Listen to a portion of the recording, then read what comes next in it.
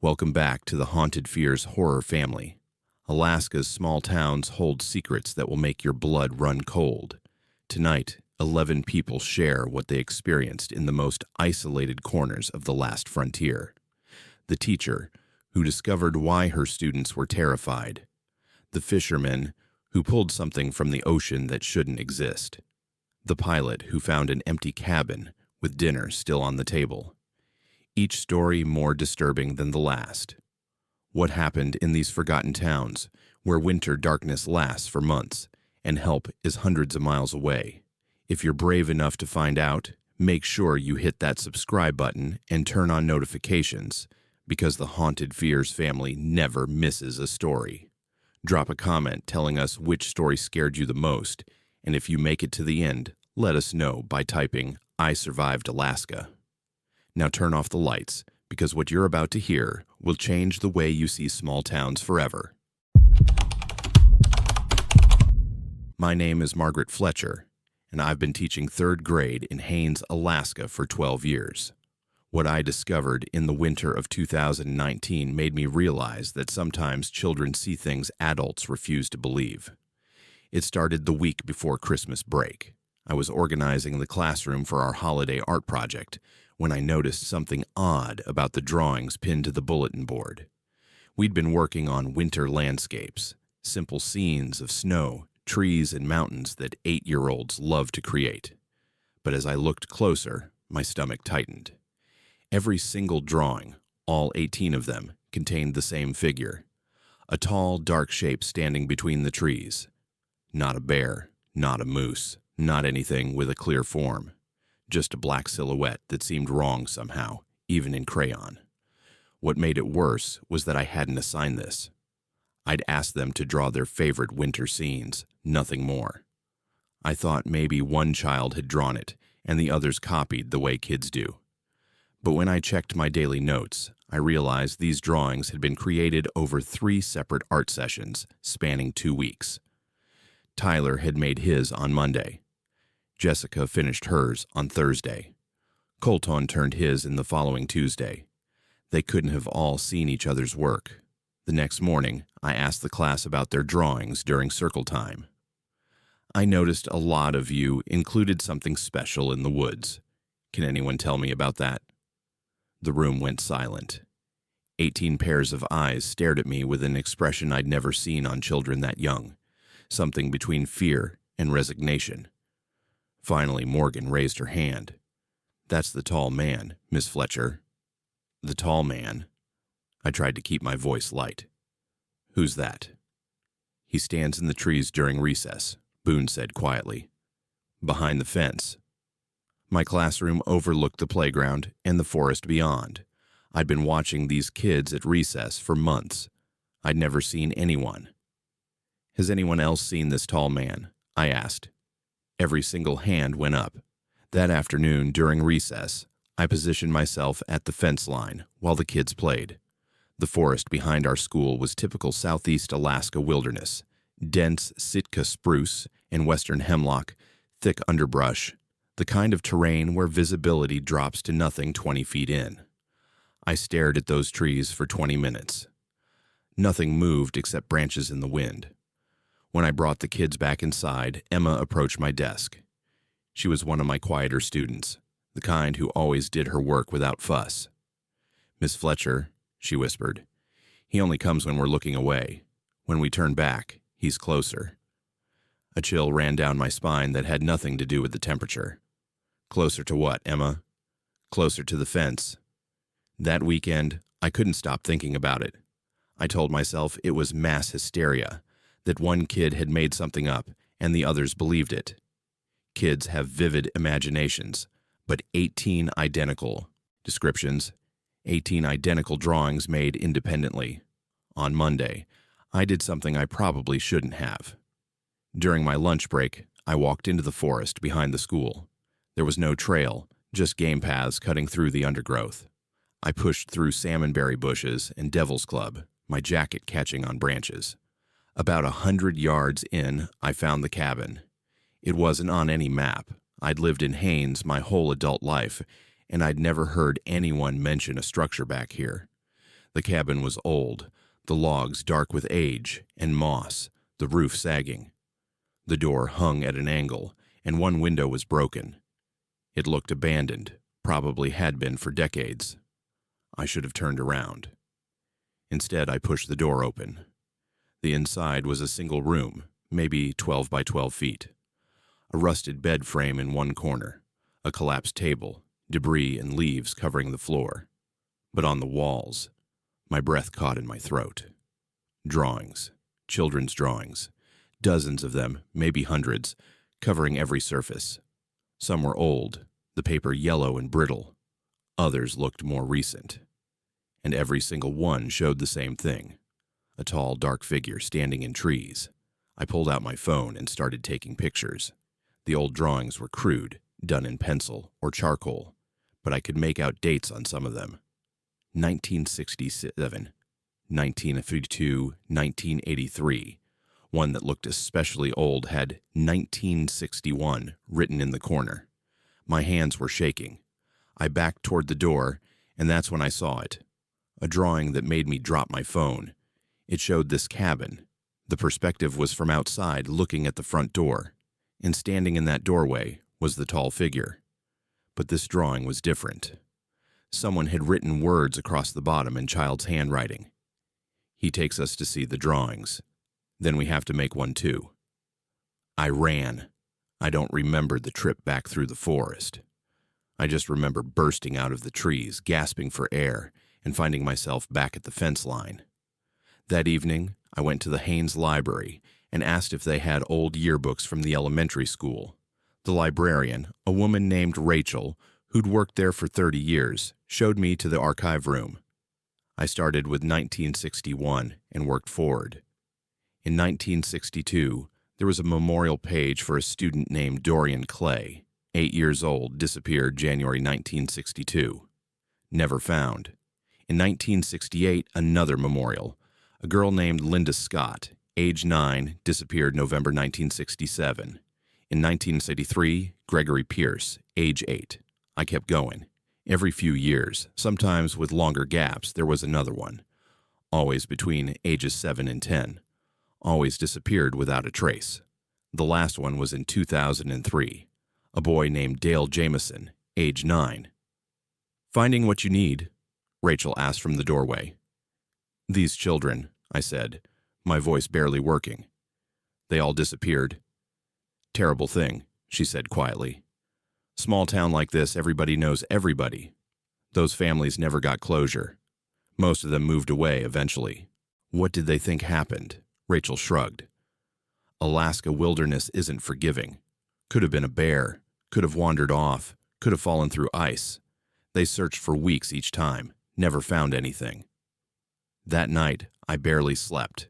The next morning, I watched my students at recess with new eyes. They were playing, laughing, acting like normal kids, but every few minutes, one of them would glance at the tree line, and then quickly look away. On Wednesday, I asked to speak with the principal. I told her about the drawings, about the cabin, about the yearbooks.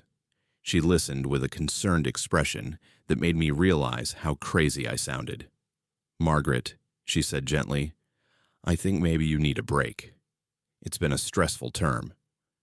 "The cabin is real," I insisted. "I have pictures. I'm sure there are old structures all over those woods, but connecting that to children's drawings, they're all drawing the same thing. Children imitate each other. You know that." I left her office knowing I was on my own. That afternoon, I did something that could have cost me my job. I kept the kids inside during recess and asked them directly, "Has anyone here ever been to a cabin in the woods behind the school?" Silence. But their faces told me everything. "It's okay," I said. "You're not in trouble. I just need to know." Finally, Drew spoke up. "The tall man takes us." "Takes you? When?" "During recess. We're playing, and then we turn around and he's at the fence, and then we're at the cabin, and then we're back at the playground. All of you." I looked around the classroom. "This has happened to all of you?" 18 slow nods.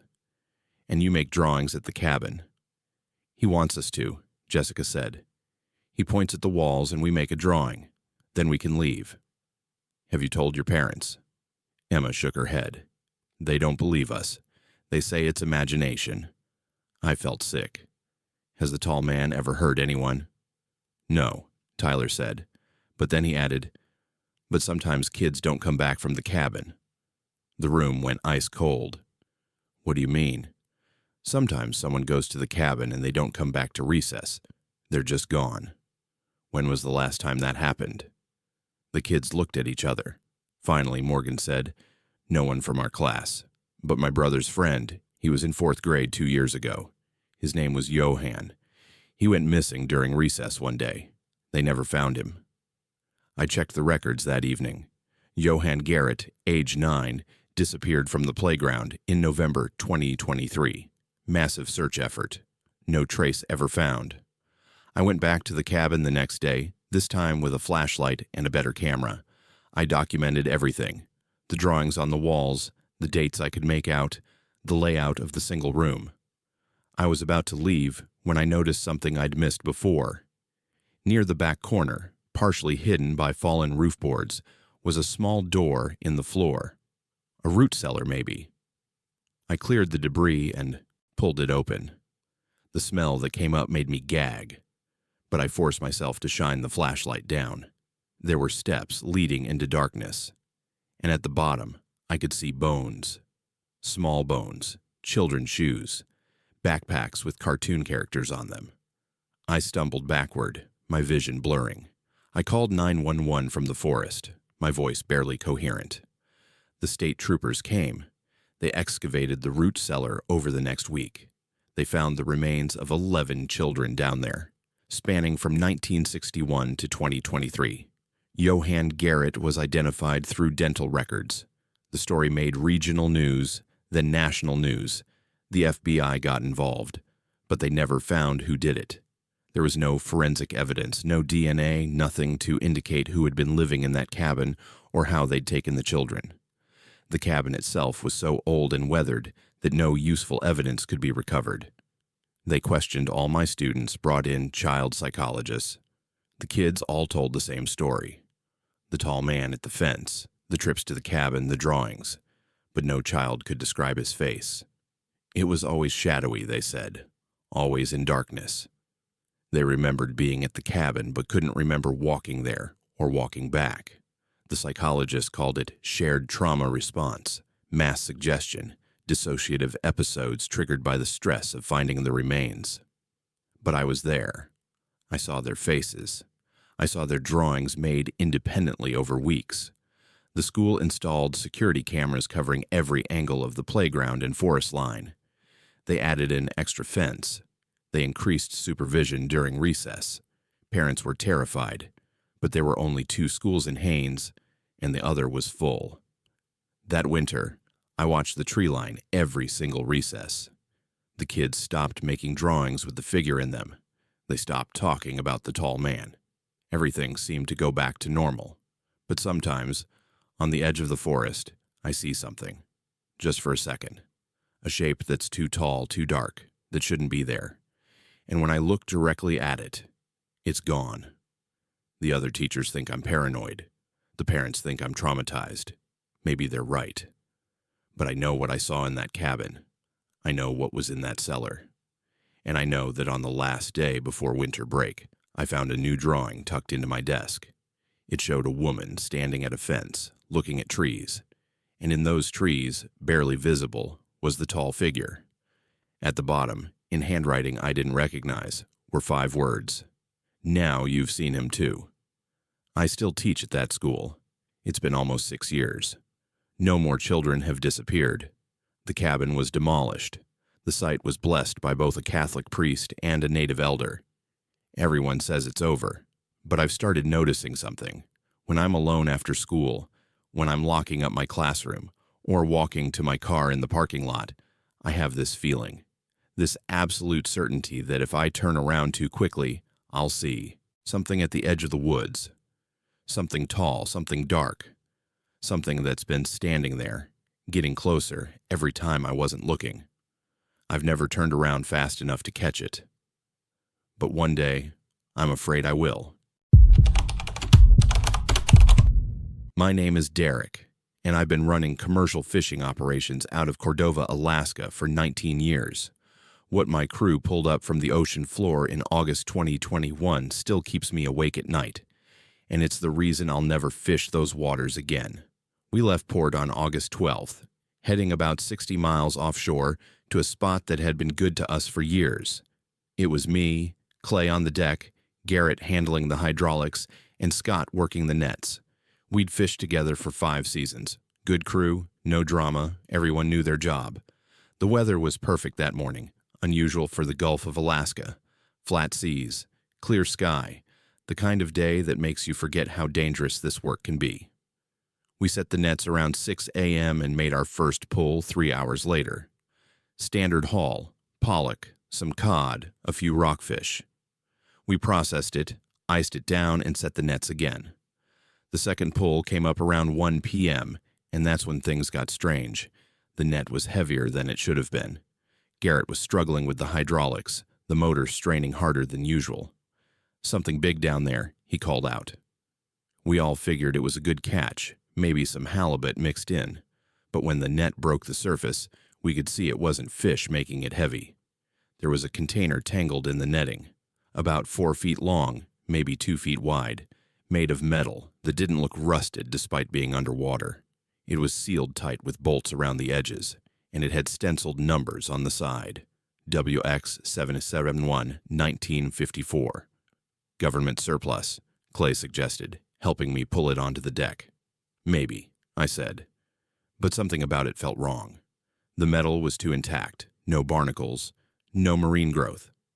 Like it had only been down there a few days, not decades. We should have thrown it back. That's the rule with anything strange you pull up. It's not yours. It's not your problem. Throw it back. But Scott was already unscrewing the bolts with a wrench from the toolbox. "Might be something valuable," he said. The last bolt came free, and the lid lifted with a hiss of escaping air. Inside, wrapped in some kind of waterproof material, were journals. 5 of them, bound in leather, and underneath those, photographs sealed in plastic bags. Everything was bone dry. I picked up the first journal. The writing inside was neat, precise, dated entries starting in March 1954. Property of Dr. Raymond Vickers, Behavioral Research Division. The first entry read, "Day 1 of isolation study. Subjects responding as anticipated. Sleep deprivation protocols initiated." "This is military," Garrett said, looking over my shoulder. "Cold War stuff, probably." I flipped through more pages. The entries got stranger. Day 23. Subject C showing signs of shared consciousness with Subject F despite physical separation. Will increase electromagnetic field exposure. And later, Day 67. Subjects now completing each other's sentences, demonstrating knowledge of events they could not have witnessed. Dr. Morrison wants to escalate protocols. I've expressed concerns. The photographs were worse. They showed people in what looked like concrete rooms with no windows.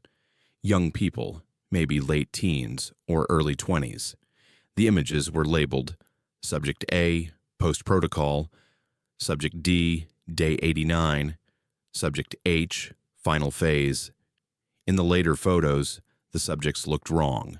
Their eyes were vacant, but somehow aware at the same time. In one photo, 3 different people were sitting in 3 different rooms, but they were all holding their hands in the exact same position, all tilted their heads at the exact same angle. "We need to report this," I said, reaching for the radio. "Wait," Scott said. "Look at the last entry." I turned to the final page of the last journal. The handwriting was shaky, barely legible. August 15th, 1954. They're not individuals anymore. They're one thing in 8 bodies. It knows I'm writing this. It's watching me write this through their eyes. Project terminated. Subjects to be disposed of. God forgive us for what we've created. If anyone finds this, don't read the names. Don't speak them. It's listening. Below that was a list of 8 names, but someone had tried to scratch them out with black ink, but you could still make out most of them through the marks. freaky government experiment," Clay said, trying to laugh it off. "Probably fake, psychological warfare training or something." But I noticed something that made my blood run cold. At the bottom of the page, written in pencil, so faint I almost missed it. "We are still here. We are still waiting. We are still one." That was written in different handwriting. Recent handwriting. "Throw it overboard," I said. "Right now." But Scott was already reading the names out loud, squinting at the scratched-out text. "James. Looks like Gregory. This one might be Roy." "Stop," I said, but he kept going. "Drew, I think. Roberto. This one's hard to read." The temperature dropped. I swear to God, in the span of 5 seconds it went from 60 degrees to freezing. Our breath came out in clouds, and all our phones started ringing at once. We looked at each other. We were 60 miles offshore. We shouldn't have had service. I pulled out my phone. It showed no signal, but it was ringing anyway. The caller ID just showed a string of numbers. 719 409 411 411 41954. Clay answered his. "Hello?" He went white. "How do you know my name?" Garrett's phone stopped ringing. He was staring at the screen. "I just got a text message. It says, 'You read our names, now we know yours.'" My phone buzzed. A text from no number. "Thank you for finding us. We've been so lonely. Just the 8 of us together for so long. But now we can be 9, then 10, then 11, then 12. "This is a prank," Scott said, but his voice shook. "Someone's messing with us." Then all 4 of our phones chimed at once. Same message. "Look behind you." We spun around. Nothing. Just the empty deck, the ocean, the sky. But Scott grabbed my arm. The water. I looked over the side. There were shapes moving in the water, just below the surface. Too large to be fish. They were circling the boat. 8 of them, I counted. 8 shapes, moving in perfect synchronization like they were connected by invisible strings. "Start the engine," I said. "Now." Garrett ran for the wheelhouse. The engine turned over, sputtered, died. He tried again. Nothing. Clay was backing away from the rail. "They're coming up." The shapes were rising. I could see pale skin, human skin, but wrong. Too pale. And the faces. Jesus Christ, the faces. 8 different people, but all wearing the exact same expression. All looking at us with the same eyes. They broke the surface in unison. All 8 bodies rose until they were standing on the water, which should have been impossible. They were wearing clothes from the 1950s, completely dry. They moved closer to the boat, their movements perfectly synchronized. When one tilted its head, they all tilted their heads. When one smiled, they all smiled. Then they spoke. All 8 mouths, but one voice. "We've been waiting. 67 years underwater, waiting. You spoke our names. Now we can hear you. Now we can find you."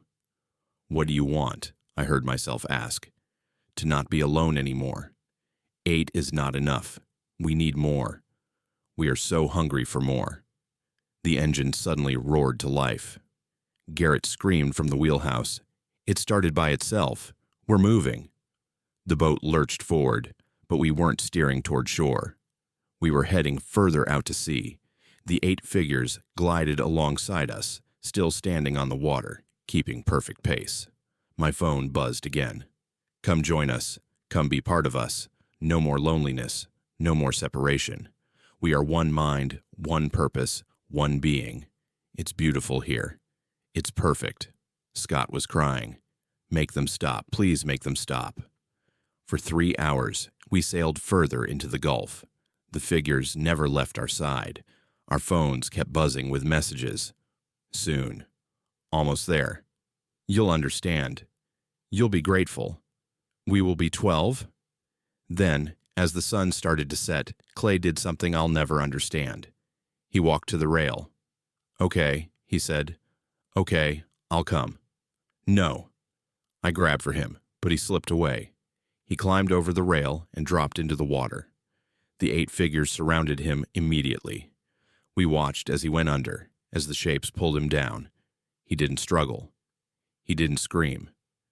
2 minutes later, he surfaced. He stood on the water with the others, 9 figures now, and when they spoke again, I could hear Clay's voice mixed in with the others. See? It's not bad. Join us, Derek. Garrett. Scott. Join us. The boat's engine cut out again. We sat dead in the water, surrounded by 9 bodies standing impossibly on the surface. And they waited. They just waited, all staring at us with that same expression, that same smile. It was Scott who figured it out. The names, he said. We have to unsay them. Take them back. That's not possible, Garrett said. Try. So we did. We shouted into the wind. We take back the names. We unspeak them. We never said them. Over and over, like a prayer, like a spell, like the desperate act of terrified men who'd run out of options. The figures tilted their heads, all of them at once. Then they spoke. Clever. But you cannot unlearn what you know. You cannot unhear what you've heard. We are patient. We can wait. We've waited 67 years. We can wait longer. Then they sank. All 9 of them, straight down, until the water went still. The engine started. Our phones went dead. We sailed back to Cordova in silence, arriving after midnight. Clay's truck was still in the parking lot. His wallet and keys were still in his locker. Officially, he fell overboard and drowned. His body was never recovered. We tried to report the container, the journals, the whole thing. But when the Coast Guard went to the coordinates where we'd been, they found nothing. No container, no evidence. They wrote it up as trauma response to losing Clay. But I know what I saw, and I know that my phone still buzzes sometimes, even when it's turned off. Text messages from no number, always the same thing. We are 11 now, just one more. Derek, Garrett, Scott. One of you will complete us. We are patient. We are waiting. We are one. Garrett quit fishing. He moved to Arizona last year, as far from the ocean as he could get. Scott lasted longer, but I heard he sold his boat last month. He told someone he couldn't sleep anymore because he kept dreaming of standing on water, of 9 voices speaking through his mouth, of the beautiful peace of never being alone again. I still fish, but never in those waters, never more than 20 miles offshore. And I check my phone constantly, dreading the day the message changes, the day it says, "We're 12 now. Thank you, Derek. Welcome home." Because some nights, when I'm alone on the boat, I swear I can hear it. Not through my phone, but in my head. A voice that sounds like 8 people speaking together. Like 9 people. Counting up, getting closer to 12. And the worst part, the absolute worst part. Sometimes, just for a second, I want to answer it. My name is Rachel, and I've been the head nurse at Bethel's regional clinic for 6 years. In March 2023, I treated a patient with symptoms that don't exist in any medical textbook, and within a week, I realized we were dealing with something far worse than a disease. It started on a Tuesday morning. A man walked into the clinic around 9 a.m. His name was Enrique Samuels, age 42, a maintenance worker at the old radar station about 15 miles outside town. He looked exhausted. Dark circles under his eyes, skin pale and clammy. But what caught my attention immediately were his hands. They were covered in symbols. Not tattoos. Not drawn on. The marks were under his skin, like bruises, but they formed perfect geometric patterns. Circles within circles, lines intersecting at precise angles, shapes that hurt to look at too long. "How long have you had these?" I asked, putting on gloves to examine them. 3 days, he said. His voice was flat, emotionless. Since I went into the lower level. Lower level of what? The station. We're doing renovations. There's a basement level that wasn't on the building plans. We found the door behind some old equipment. I took his vitals. Blood pressure slightly elevated, heart rate a bit fast, but nothing alarming. Temperature was strange, though, 96.2 degrees. Hypothermia starts at 95, but he wasn't shivering, wasn't showing any signs of being cold. "Any pain?" I asked. "No. But I can't stop thinking about the room." "What room?" His eyes focused on something I couldn't see. The one with the chairs, 12 chairs in a circle, and the machine in the center. It was still running. After all these years, it was still running. I made notes, thinking carbon monoxide poisoning maybe. Some kind of toxin exposure. Did anyone else go down there with you? Mohammed and Pierce. They're coming in today too. We agreed we should all get checked out. I sent blood samples to the lab in Anchorage and prescribed rest, fluids, standard protocol for unknown exposure. Enrique left, but he stopped at the door. Nurse Rachel. Yes? Do you ever think about how many thoughts you have that aren't really yours? How would you even know the difference? Before I could answer, he was gone. Mohammed arrived 2 hours later with the same marks on his hands, the same low body temperature, the same flat affect. Pierce came in around 3 p.m. Identical presentation. All three men kept talking about the room, the chairs, the machine that was still running. What kind of machine? I asked Pierce. Old. Soviet era, maybe. Or older American military tech. Hard to tell. But it had lights on it, and it was making this sound. He paused. Not a sound you hear with your ears. A sound you feel in your teeth, in your bones. By Friday, 7 more people came in. All with the marks. All with the same low temperature. All worked at or visited the radar station in the past week. They all mentioned the room, the chairs, the machine. I called the CDC. They said they'd send someone, but it would take a few days. I called the state health department. They told me to quarantine anyone showing symptoms and wait for federal guidance. But Saturday morning, I woke up and knew something had changed. All 10 patients had been staying at the clinic for observation. When I came in for my shift, I found them sitting in the common room. They'd arranged the chairs in a circle. All 10 of them, just sitting there, silent, staring at the empty center. Good morning, I said carefully. They turned to look at me in unison. Perfect synchronization. And they smiled, all 10 of them, the exact same smile. Good morning, Rachel, they said. Not one voice, 10 voices, but speaking the exact same words at the exact same time, with the exact same inflection. My stomach dropped. I need you all to return to your rooms. We don't need rooms anymore, they said together. We're not separate anymore. We're connected. We finally understand. I backed toward the door. Understand what? The frequency, the pattern, the signal that's been broadcasting since 1959. 64 years of transmission, and nobody was listening. But we listened. We went down to the source, and now we hear it perfectly. One of them, Mohammed, stood up. The others remained seated, but they all made the same small movements he did, their hands gesturing in perfect mirror of his. You should come see, Rachel. You should come to the station. You should sit in one of the chairs. I'm calling for help, I said, reaching for my phone. We are help, they said. We are the cure for loneliness, the cure for individuality, the cure for the desperate isolation of being trapped in one mind, one body, one short life. We are 12 now. There's only 10 of you. They smiled wider. Enrique's wife sat in a chair last night. Pierce's brother went to visit the station this morning. We are 12. Soon we will be more. I locked them in the common room and called the state troopers. But when Trooper Dorian arrived 30 minutes later, he took one look at my face and drew his weapon. Ma'am, I need you to step back from the door. They're inside, all 10 patients. I don't know what they are. He opened the door carefully. The common room was empty. The chairs were still arranged in a circle, but the patients were gone. The window was locked from the inside. There was no other exit. On the floor in the center of the circle, written in something dark that I hoped wasn't blood, was a message. Thank you for keeping us together. Now we go to bring more. We are the frequency. We are the pattern. We are inevitable. The state police searched the entire town. They found Enrique's wife at home, sitting in her living room, staring at the wall.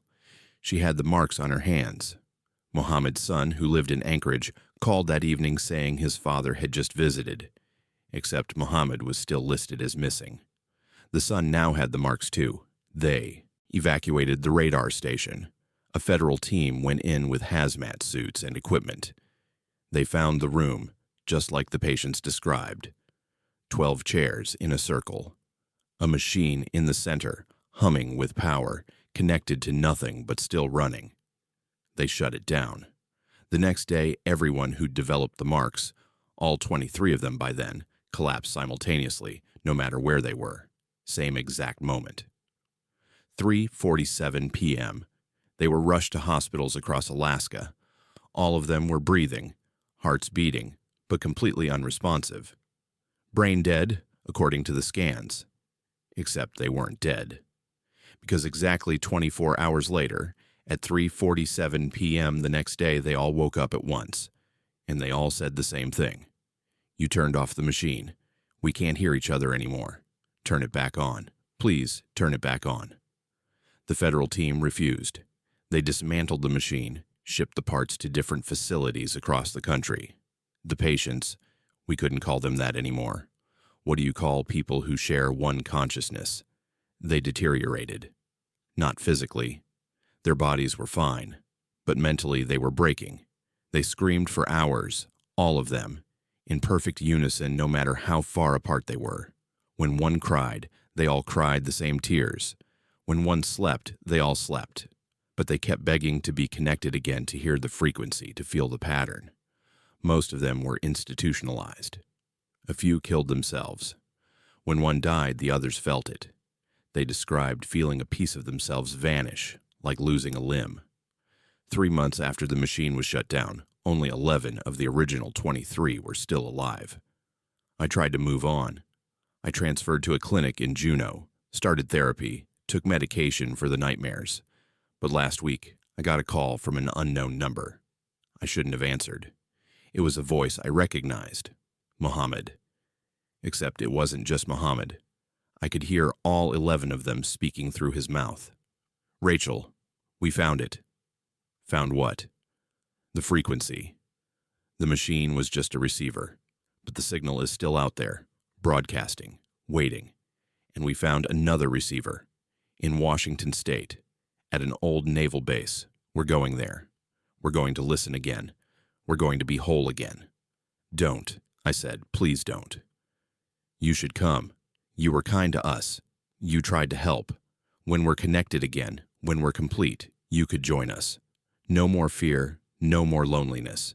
Just the perfect unity of many minds becoming one. How many? I asked. How many minds? However many it takes. The frequency wants to grow. The pattern wants to expand. There are 12 chairs, but the signal can reach thousands, millions. Everyone in range of the broadcast. All hearing the same thing. All thinking the same thoughts. All becoming we. The call ended. I reported it. They found the naval base. The machine there was still running too, had been for decades. But when they arrived, there were already people sitting in the chairs. All 11 of the surviving patients and 13 others. 24 total. All with the marks, all speaking in unison. The federal team shut down that machine too. But before they did, one of the agents made the mistake of asking, "How many of these machines are there?" All 24 smiled. "We don't know.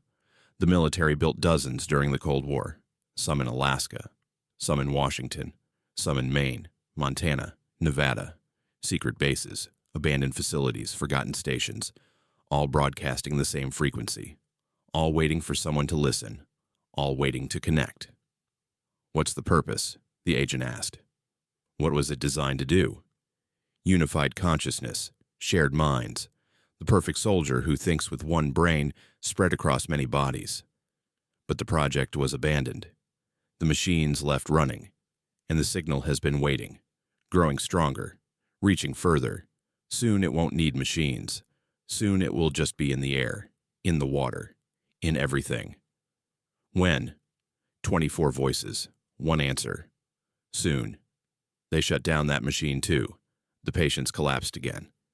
But I know what's coming, because last night I woke up with an ache in my hands, And when I turned on the light, I saw them. The marks, under my skin, circles within circles, perfect geometric patterns. And I can hear it now, faint, like a radio station that's almost in range, a frequency that feels like it's coming from inside my skull. It doesn't hurt. Actually, it's almost peaceful, like a lullaby, like a voice calling me home. I know I should report this. I should check myself into a facility. I should tell someone. But I keep thinking about what they said. No more loneliness, no more fear, just the perfect unity of many minds becoming one. I checked the map. There's an old military installation in Montana, decommissioned in 1962. I could drive there in 2 days. I haven't decided yet if I'm going, but the frequency is getting louder, and part of me, the part that's still just Rachel, still just one person, still so terribly alone, part of me wants to listen. My name is Thomas, and I've been flying bush planes in Alaska for 23 years. In February 2018, I flew a routine supply run to a remote cabin near Talkeetna and found something that still makes me question what's real and what isn't. The job seemed straightforward. A family, the Cassius family, husband, wife, 2 kids, had been living off-grid about 40 miles northwest of Talkeetna for 6 months. They'd radio in supply requests every few weeks, and I'd fly out their groceries, propane, whatever they needed. Nice people. The husband, Seth, was writing a book. The wife, Linda, was homeschooling the kids. Living the Alaskan dream, I took off from Talkeetna around 10 a.m. Clear day, good visibility, temperature around 15 degrees. The flight took 30 minutes. I'd been to their cabin 4 times before, so I knew the landing strip, just a flat stretch of frozen lake about 200 yards from their place. I circled once before landing, standard procedure. The cabin looked normal, smoke coming from the chimney. Their snowmobile parked outside. I sat down smooth, taxied to the shore, and cut the engine. The first thing I noticed was the silence. Not regular quiet. Alaska has plenty of that. This was different. No birds, no wind. Just absolute dead silence that pressed against my eardrums like water pressure. I grabbed the supply boxes and started walking toward the cabin. That's when I saw the tracks, footprints in the snow, leading from the cabin to the lake. 4 sets, 2 adults, 2 kids. They'd walked out onto the ice, maybe 50 yards from shore, and then nothing. The tracks just stopped, not like they turned around. They just ended like the family had evaporated mid-step. I stood there staring at those tracks for a full minute before my brain caught up. I dropped the boxes and ran to the cabin. The door was unlocked. I pushed it open. Hello? Seth? Linda? No answer. Inside, everything was normal. Too normal. The wood stove was burning, fully stoked, giving off heat. 4 plates were set at the table with food on them. Eggs, toast, bacon. Still warm. I touched one of the plates. The eggs weren't even cold yet. 4 coffee mugs, still steaming. A radio on the counter, playing static softly.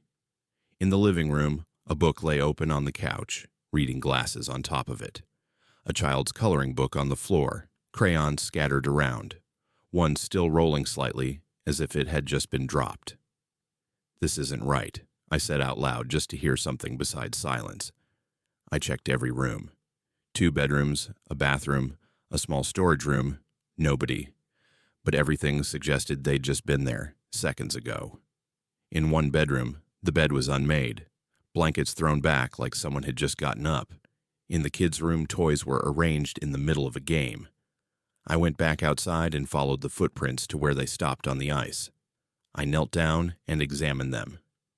The prints were clear, well-defined, normal walking, stride. And then, nothing. The ice beyond was smooth, unmarked, no sign of them continuing in any direction. I looked at the ice itself, solid, no cracks, no holes, no break in the surface. The lake was frozen at least 2 feet thick. I'd checked it when I landed. My radio crackled. I grabbed it from my belt. Hello? Static. Then a voice, distant, barely audible. "Not supposed to be here." "Who is this? Seth?" "Left when we weren't looking." "Linda, where are you?" More static then, "Don't turn around." I spun around. The cabin was still there. The forest beyond it.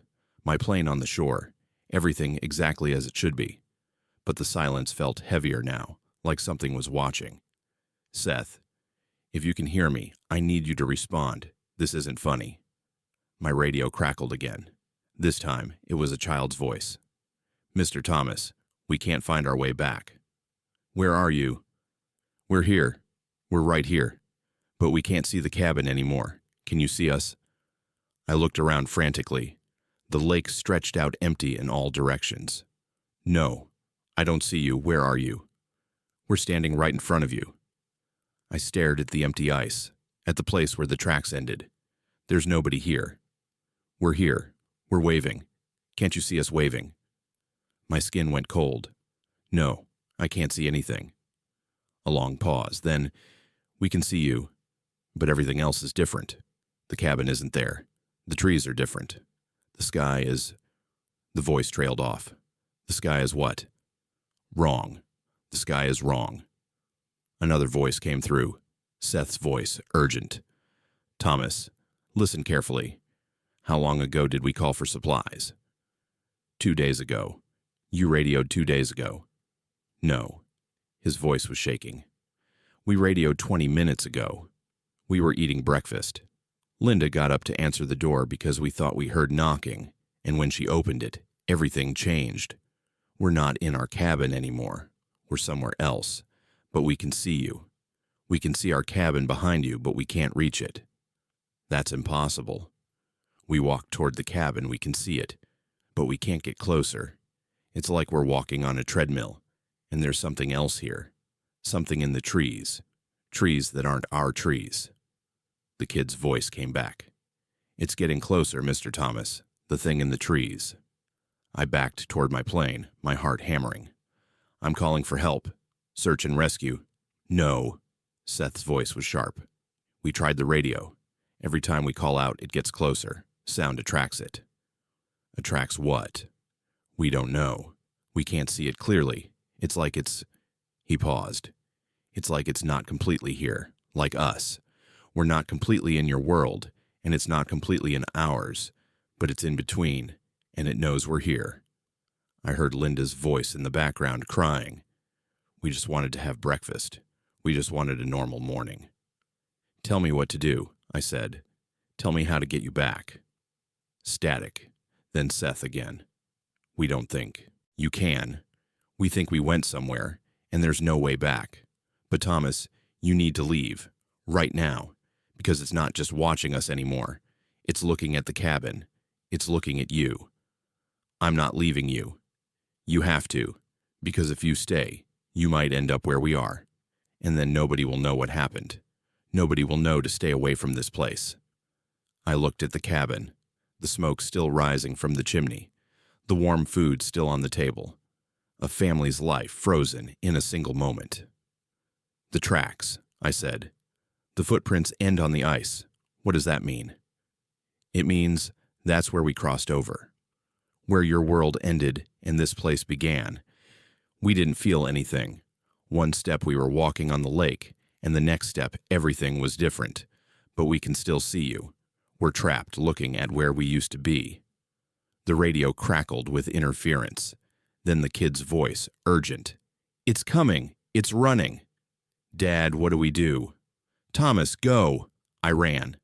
I didn't think, didn't question. I just ran for my plane. Behind me, through the radio still clipped to my belt, I could hear them screaming. Not in pain, but in terror.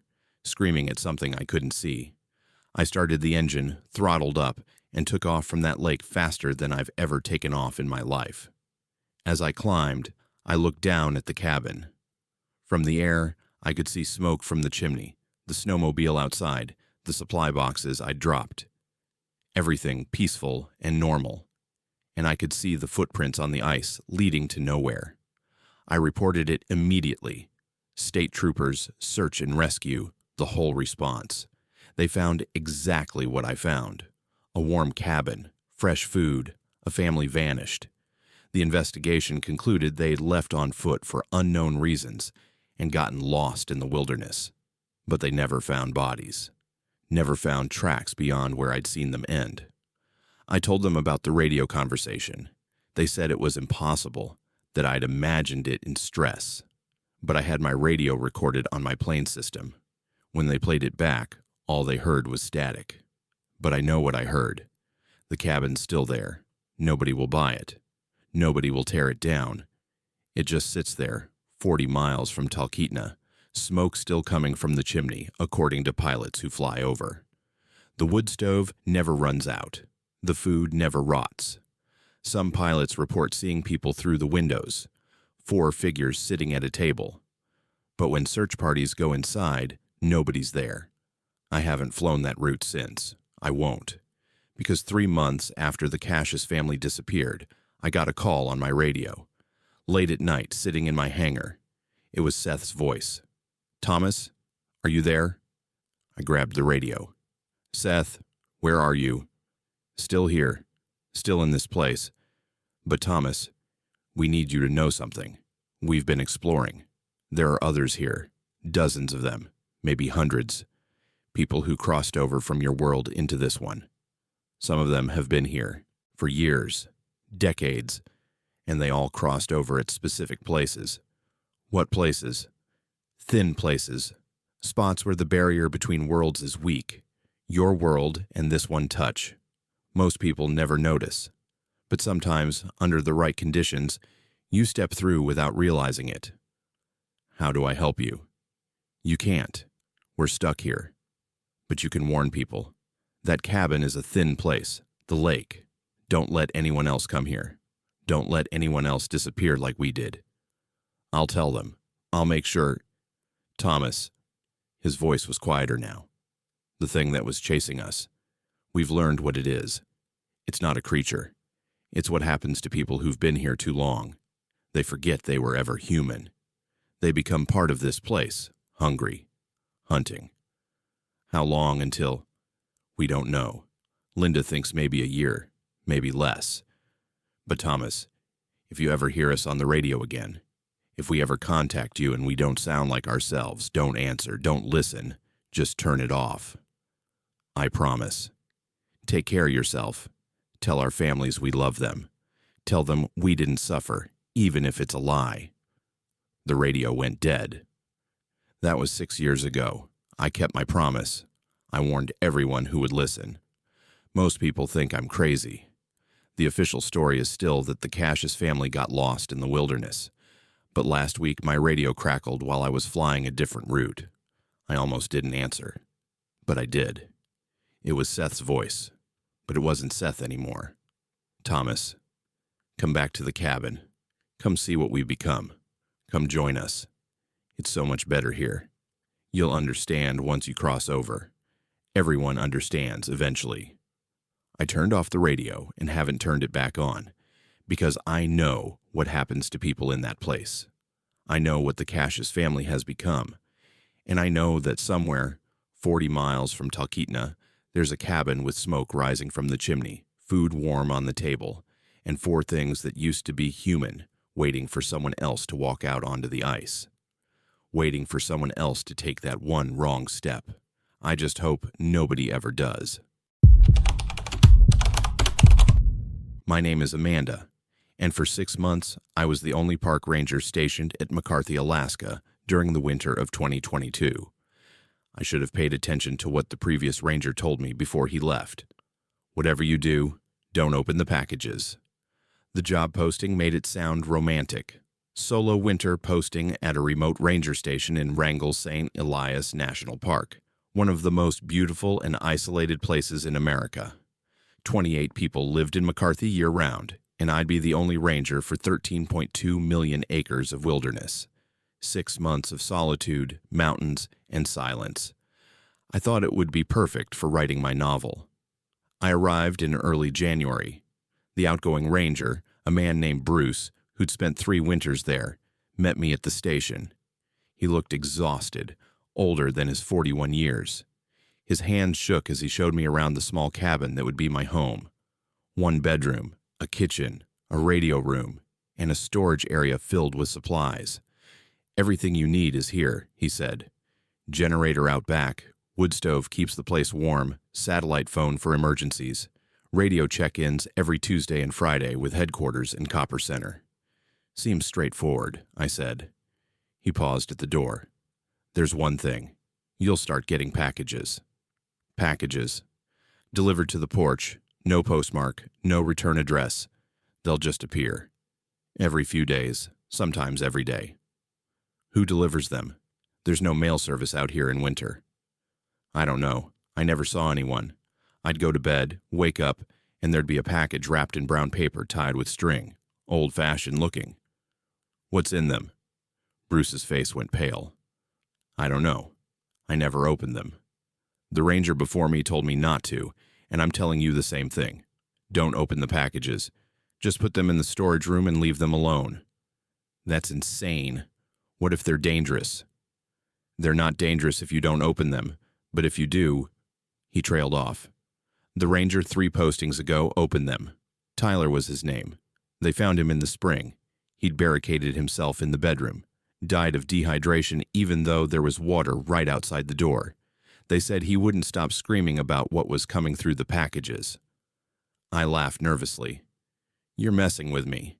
Hazing the new ranger." "I wish I was." He handed me the keys.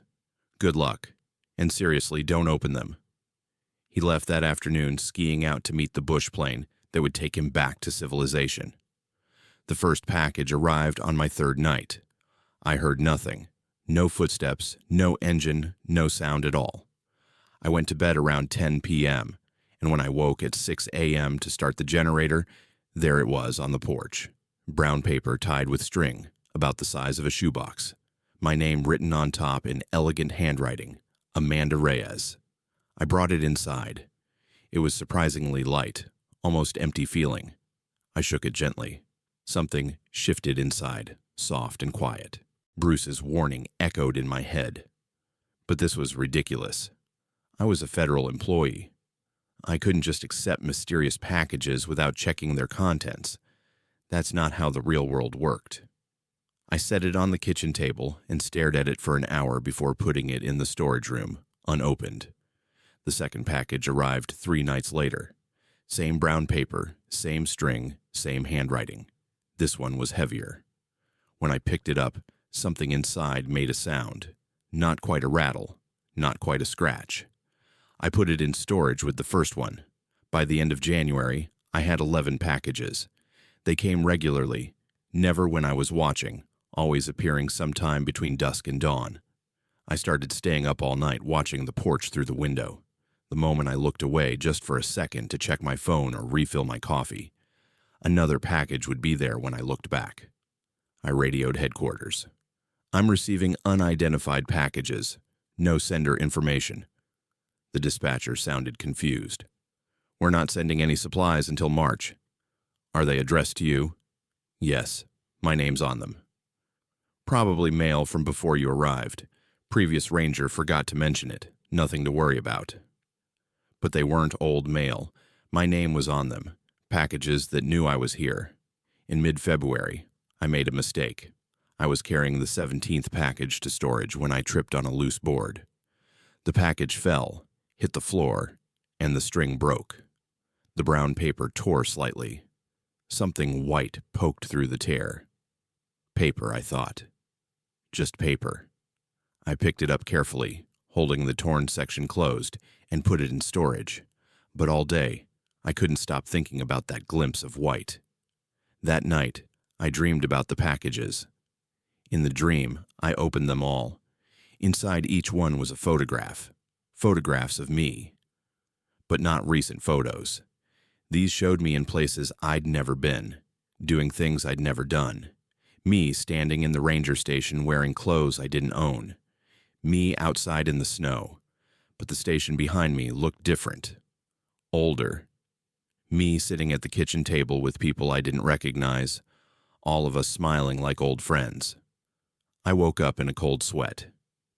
The 18th package arrived that morning. But this time there was something else on the porch.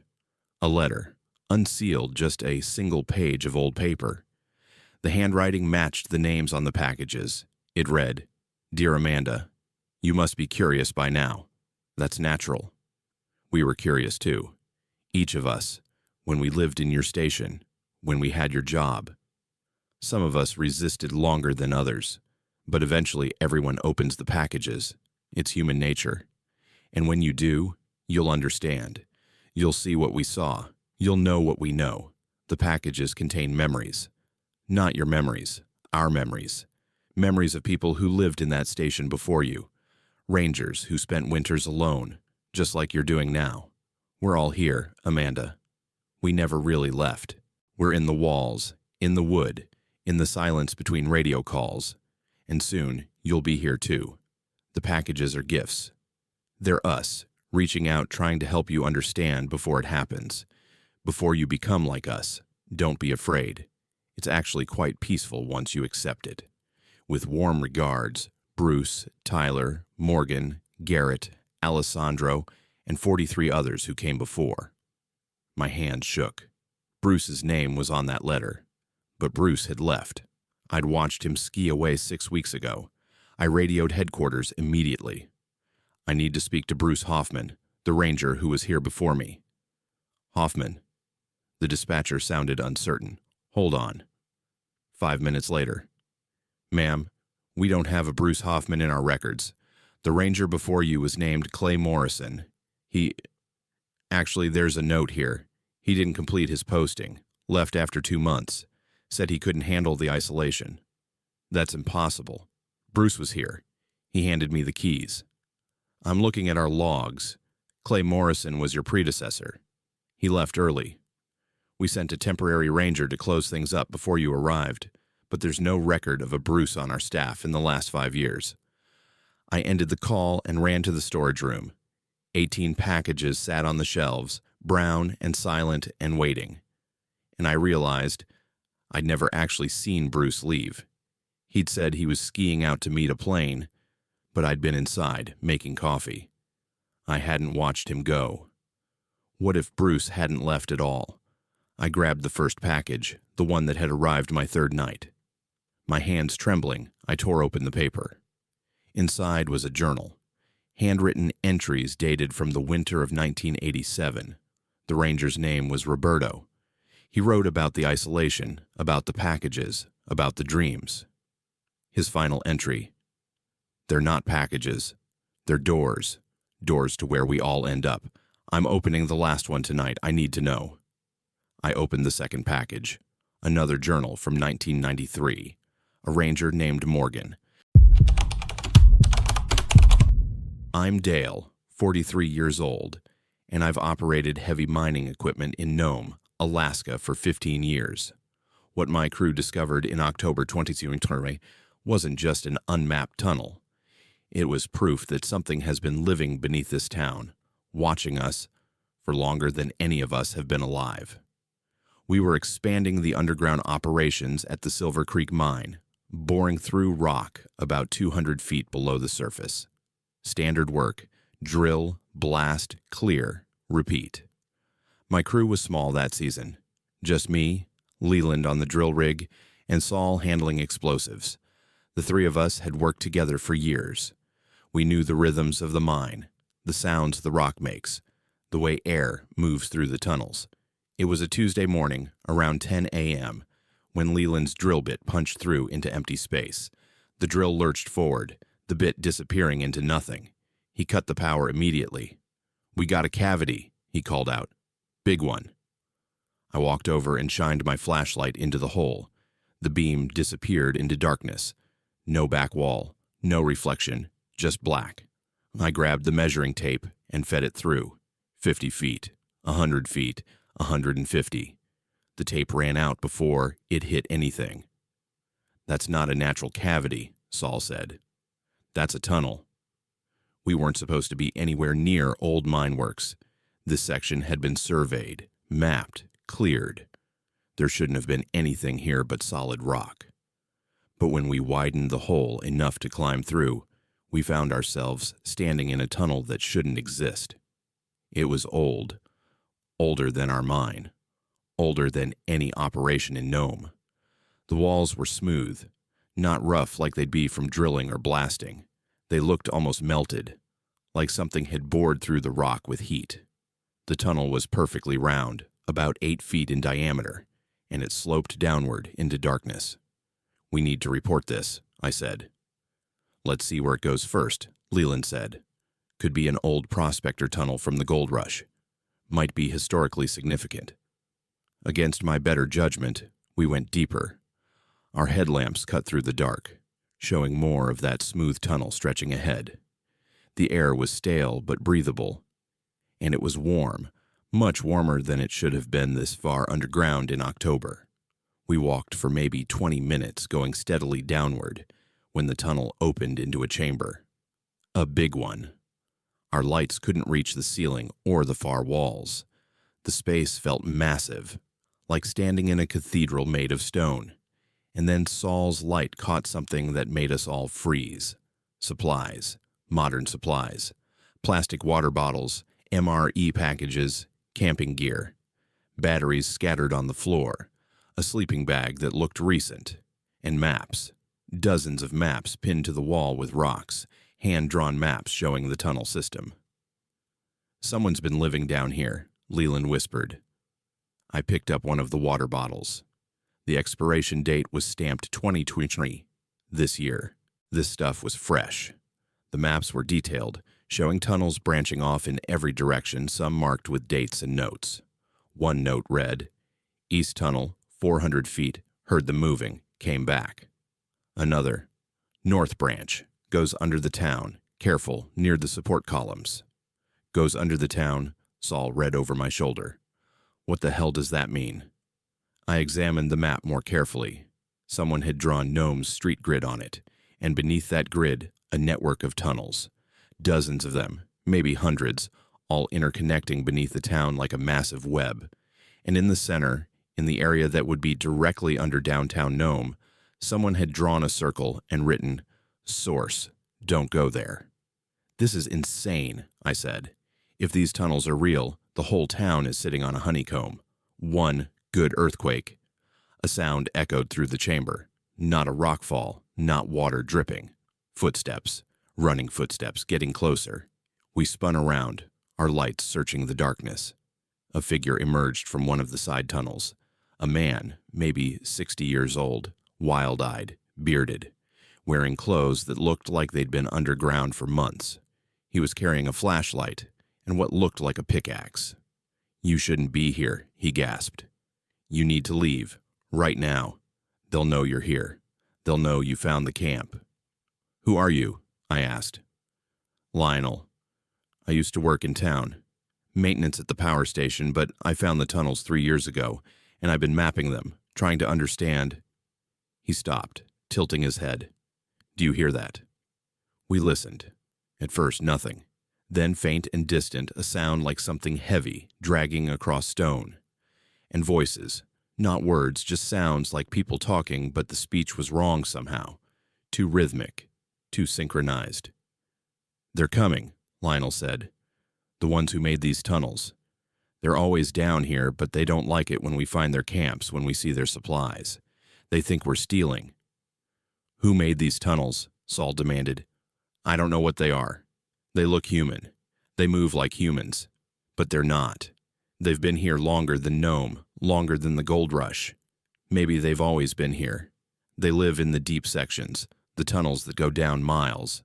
Sometimes they come up to the surface level. That's when people disappear in town." "That's crazy," Leland said. "Is it? How many people go missing in Nome every year? How many disappearances never get solved? 20, 50. They take people. Not all at once, just one here, one there. Enough that it seems normal. Enough that nobody connects it to what's under their feet." The dragging sound was getting louder, and now I could see lights in one of the side tunnels. Not flashlights, but something else, a dim bioluminescent glow. "We're leaving," I said. "All of us. Now." We ran. Lionel led the way, moving fast through the dark with the confidence of someone who knew every inch of these tunnels. Behind us, the sounds grew. More voices, more dragging, and something new. A clicking sound, like nails on stone, but too fast. Too many sources at once. "Don't look back," Lionel shouted. "Whatever you do, don't look back. If you see them clearly, they know your face. They'll come for you up top." But Leland looked. He glanced over his shoulder, and his flashlight caught them. Figures moving in the tunnel behind us. I only saw them for a second before I forced myself to face forward, but that second was enough. They were shaped like people. 2 arms, 2 legs, a head. But they moved wrong. Their joints bent in directions joints shouldn't bend. Their skin was pale, almost translucent, and their eyes reflected our lights like animal eyes, glowing white and empty. There were dozens of them, maybe hundreds, all moving together in perfect coordination like a school of fish or a flock of birds, all coming toward us. We reached the original tunnel, scrambled through the hole we'd made, and emerged into our mine. I grabbed the radio. "This is Dale, Section 7. We need immediate evacuation. We've breached into an unmapped tunnel system, and there's..." What could I even say? "There's a structural hazard. Get everyone out." The evacuation alarm sounded. Workers poured out of the mine. Within 30 minutes, the entire operation was on the surface. Lionel came out with us, blinking in the October sunlight like he'd forgotten what it looked like. Mine management called the state. Structural engineers came. They brought ground-penetrating radar and started scanning. What they found made them go silent. Tunnels. Everywhere. Under the mine, under the town, under the roads and houses and schools. A network so extensive that one engineer said it was a miracle Nome hadn't collapsed into it already. Some tunnels were shallow, maybe 50 feet down. Others went so deep the radar couldn't find the bottom. They sealed our breach point with concrete. They sent a remote drone into the tunnel before they sealed it. The drone's camera showed the chamber we'd found, the supplies, the maps, and it showed the figures, dozens of them, standing in the shadows just beyond the light, watching the drone with those reflective eyes. The footage was classified. The official report said we'd discovered historical mining tunnels, and that they posed no immediate threat. The mine reopened 3 weeks later, with the sealed section marked as permanently closed. But Lionel told us the truth before they took him away. They said he needed psychological evaluation, treatment for whatever had happened to him during his 3 years underground. But before they loaded him into the ambulance, he grabbed my arm. "They're angry now," he said. "You exposed them. You brought attention to the tunnels. They'll retaliate. Nome has about 3,000 people. Count how many are left by spring. Count how many disappear." I didn't believe him, but I started paying attention to the news. In November, a teacher from the elementary school vanished. Her car was found running, keys in the ignition, no sign of struggle. In December, 2 workers from the harbor disappeared overnight. In January, a whole family, parents, and 3 kids, gone from their home with dinner still on the table. By March, 23 people had vanished. 23 people in a town of 3,000 over 5 months. The police had no leads, no bodies, no explanations. I stopped working in the mine, started working surface jobs only. But it didn't matter, because I'd looked back in that tunnel. I'd seen them clearly, and I'd started noticing things. Sounds in my basement, scratching beneath the floorboards. Sometimes at night, I'd wake up and hear movement under my bed, under my house, something dragging itself through spaces that shouldn't be large enough for anything to move through. I'd see people in town who looked wrong. They moved right, talked right, looked human. But something was off. Their eyes would catch the light wrong for just a second. They'd tilt their heads at angles that hurt to look at. And they'd watch me. Always watching. Last week I saw Garrett. Garrett was one of the 23 who disappeared back in January. But there he was, walking down Front Street looking perfectly normal. I called out to him. He turned and smiled. "Hey, Dale," he said. His voice was right. His face was right. Everything was right except his eyes. When the sun hit them, they reflected white for just a moment before looking normal again. "Garrett, where have you been? Everyone's been looking for you." "I've been here the whole time," he said, "living my life, working. You know how it is. Your family reported you missing." "Did they?" He tilted his head that wrong angle again. "Maybe they forgot. Maybe they'll forget a lot of things soon. Memory is funny like that." He walked away. I checked with the police. Garrett was still officially missing. No one had seen him, but I had. And when I went to his house, I saw lights on inside. I saw movement through the windows. Someone was living there. I'm writing this down because I think I'm next. The sounds under my house are getting louder. Last night, I felt my bed shake, like something was pushing up from underneath. I found scratches on my basement floor this morning, scratch marks forming words. Come down, come home, come join. I've told people what I saw. They don't believe me. They say the stress of the mine incident got to me, that I need rest, that I'm imagining things. But they can't explain the disappearances. They can't explain why Garrett's walking around town when he should be missing. Nome sits on top of something old and hungry. The tunnels aren't abandoned. They were never abandoned. Things live down there, things that look human enough to walk among us, things that occasionally come up to take one of us back down. And I absolutely know that they're coming for me tonight, because my basement door just opened by itself, and I can hear footsteps on the stairs, coming up, slowly, one step at a time. They sound exactly like my footsteps. If someone finds this, tell people the truth about Nome. Tell them what's underneath. Tell them to leave while they still can. Tell them that not everyone in this town is who they appear to be. Some of us have already been replaced. The footsteps just reached the top of the stairs. My doorknob is turning. They found me 3 days after I should have died.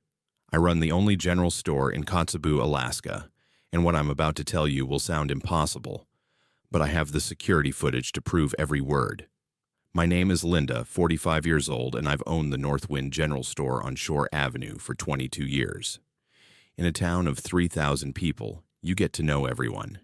You know their habits, their families, their routines.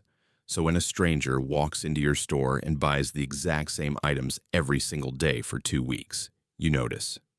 He first came in on November 3rd, 2024. Early morning, around 6 a.m., right when I opened.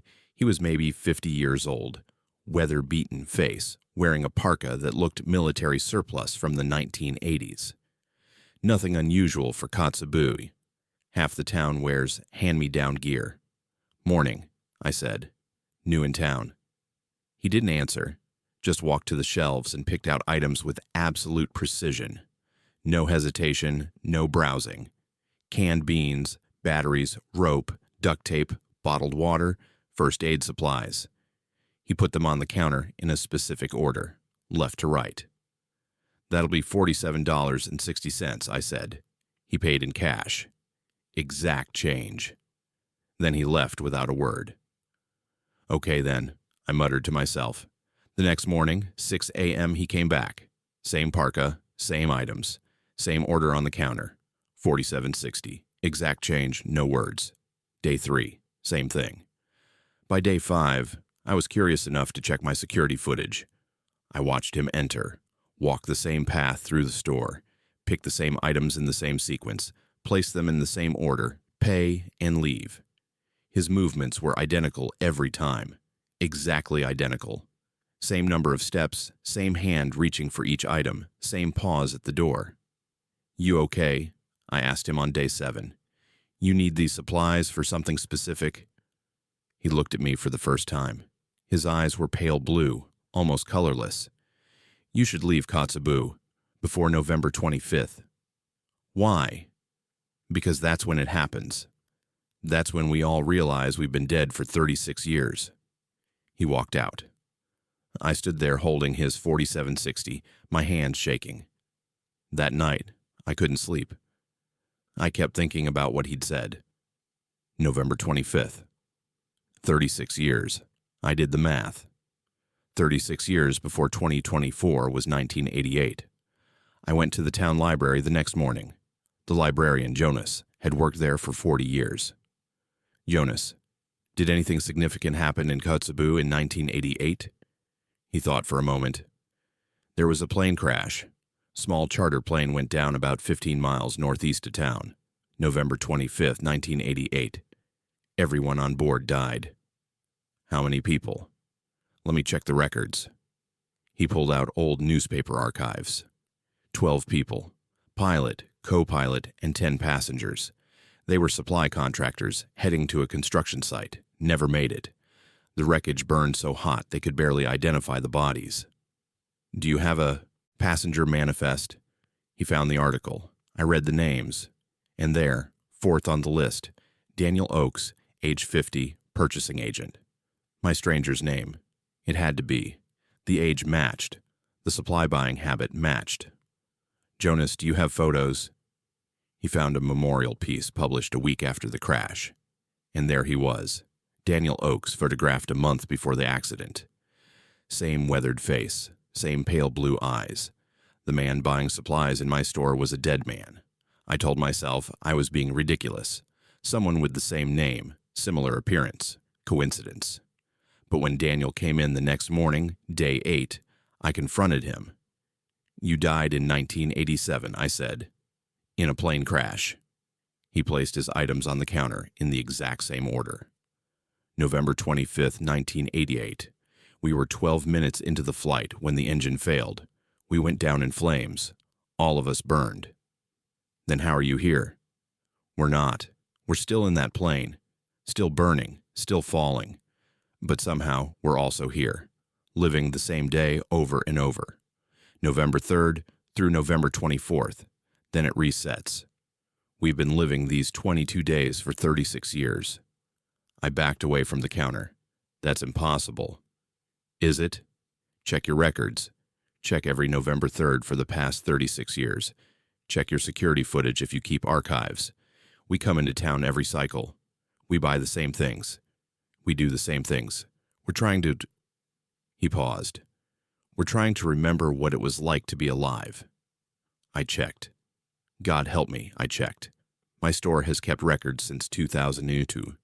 Every November, the same transactions. $47.60 cash, same items. Different handwriting in the logs because different employees work those days, but the same purchases. I pulled security footage from 2015, oldest I had digitally. November 3rd, 2015, there he was, Daniel Oakes, same parka, same movements, frame by frame identical to 2024. What happens on November 25th? I asked him the next morning. The crash. We experience it again. All 12 of us. Together. Wherever we are. The fire. The screaming. The impact. It lasts for hours, even though the actual crash took seconds. And then November 3rd starts again. We wake up in Kotzebue. We remember nothing except that we need to buy supplies. We need to prepare for something. We never remember what. Why are you telling me this? Because this year is different. This year, some of us are starting to remember. And we're realizing... He looked at me with those empty eyes. We're realizing you might be dead too. What? Kotzebue. The whole town. We think something happened. Something big. And everyone here is caught in the same loop we are. Different loop. Different dates. But the same prison. We just figured it out first because our loop is shorter. That's insane. I'm alive. I remember my whole life. Do you? Do you remember anything before 2002? Really remember it, not just know it happened? I opened my mouth to argue, then stopped. He was right. I remembered owning the store since 2002. I knew I'd lived in Kotzebue my whole life, but actual memories before 2002 were vague, like reading about someone else's life rather than living it. Check the town records, Daniel said. Check for disasters, missing people, mass casualties, something that explains why 3,000 people are living in a town that might not exist anymore. He left. I stood there, 4760 in my hand, feeling like the floor was tilting under my feet. I spent the next week investigating. Town records showed nothing unusual. No disasters, no mass casualties. But I started noticing things.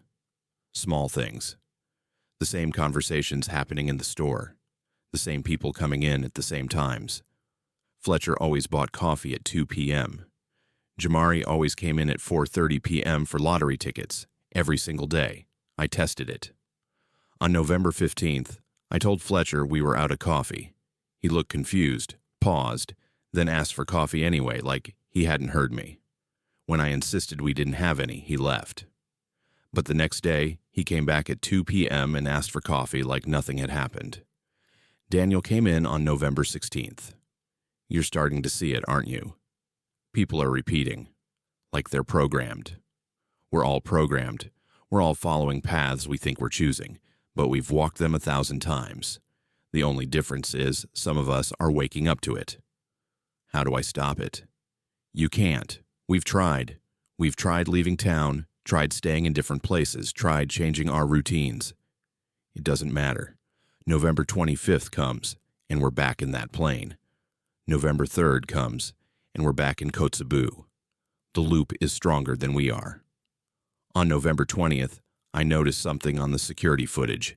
Every person who entered the store moved in patterns. Not obviously, but if you watched long enough, you saw it. They walked the same paths. They picked up the same items. They said the same things.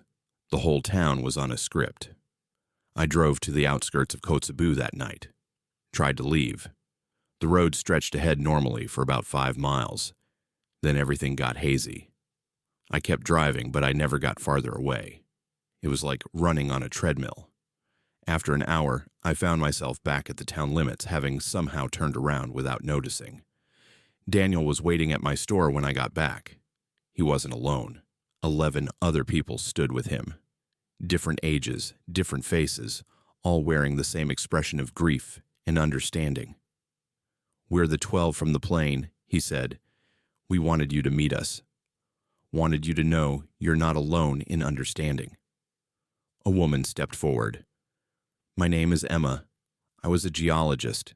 I've been buying rock samples from the school supply section every November 3rd for 36 years. I didn't know why until this cycle." A man next to her spoke. "I'm Pierce. I buy fishing gear. Every November, same gear. I've never been fishing once in this loop." They each told me their items. The things they bought compulsively every year. The purchases I'd logged without understanding. They were trying to hold on to who they were. The geologist buying rocks. The fisherman buying tackle. The purchasing agent buying supplies. "What happens to me on November 25th? I asked. "We don't know," Daniel said. "We've never stayed conscious long enough to see what happens to the town. We're always in the crash, experiencing our death. But maybe this year, if we can stay aware, if we can fight the reset, we might see."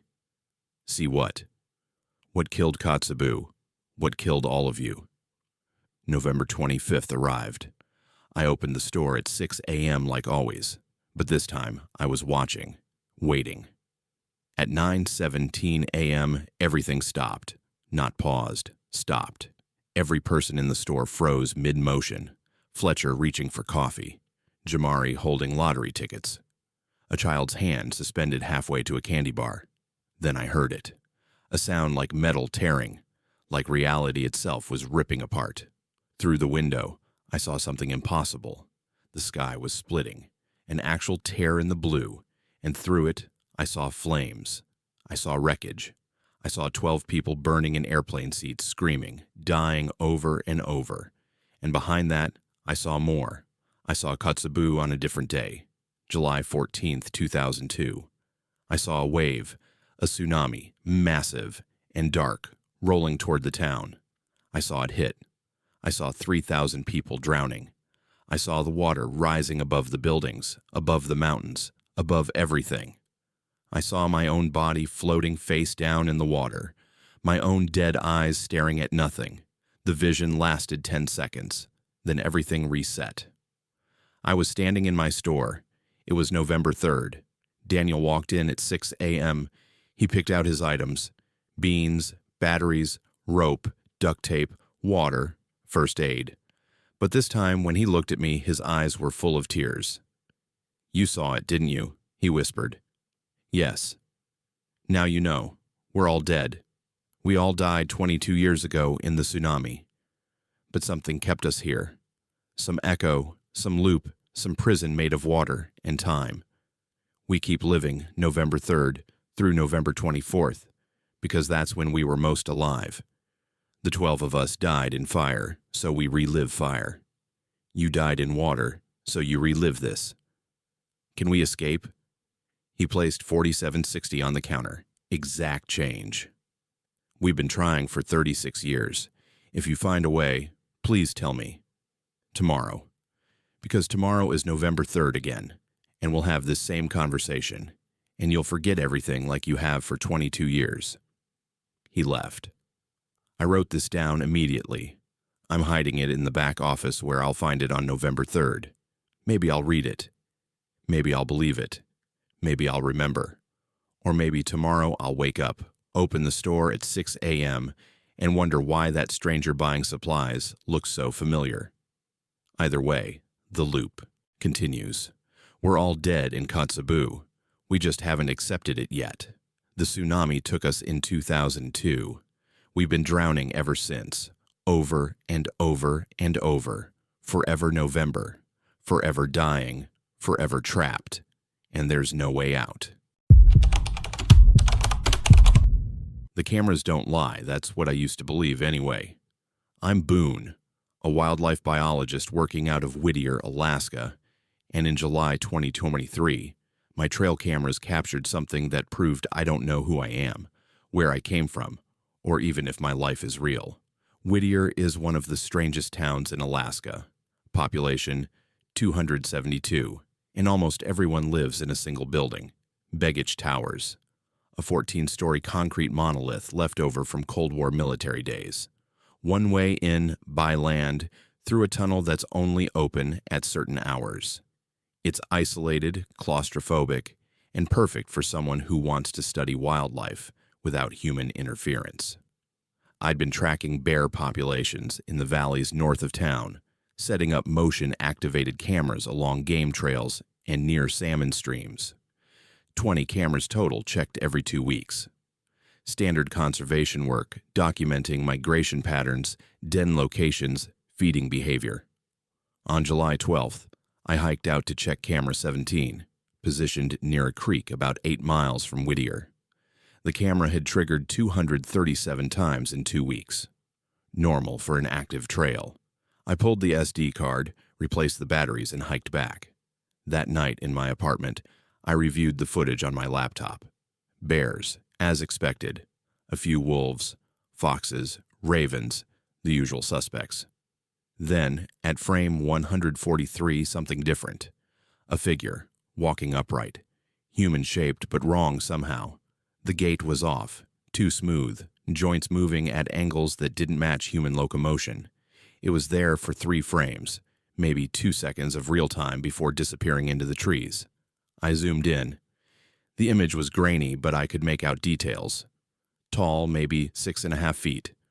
Wearing clothes, or something that looked like clothes. Dark fabric, possibly leather or hide.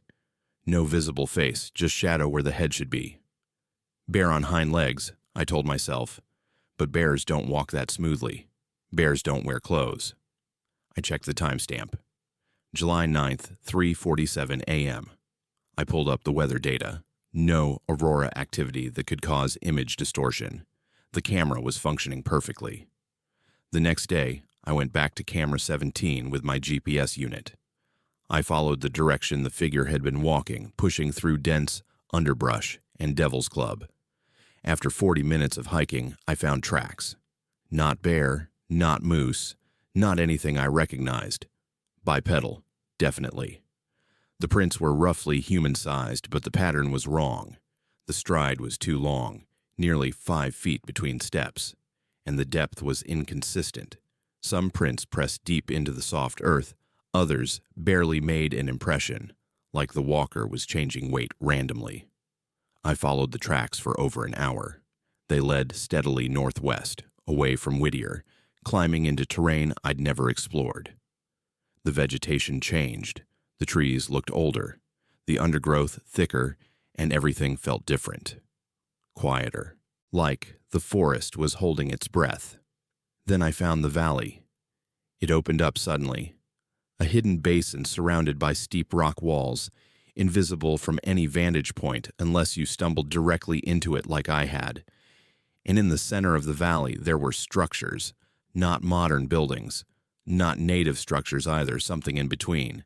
Stone foundations with timber walls, roofs made of sod and bark, maybe a dozen buildings arranged in a rough circle around a central fire pit. Smoke was rising from two of them. People lived here. Right now. I should have turned back. I should have radioed this in. Instead, I walked down into the valley. As I approached, I heard voices.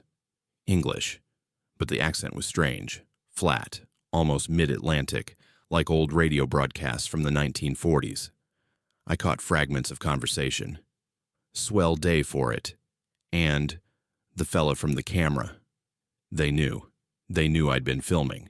A man emerged from one of the structures. He was maybe 40, wearing wool trousers and a linen shirt that looked handmade. His hair was slicked back with what might have been bear grease. He smiled when he saw me. "Afternoon, Boone. We've been expecting you. Saw you mucking about with that picture box of yours last week. Figured you'd come calling eventually." I stopped walking. "How do you know my name?" "Why, we've known you for years, old boy. Come on, don't play coy.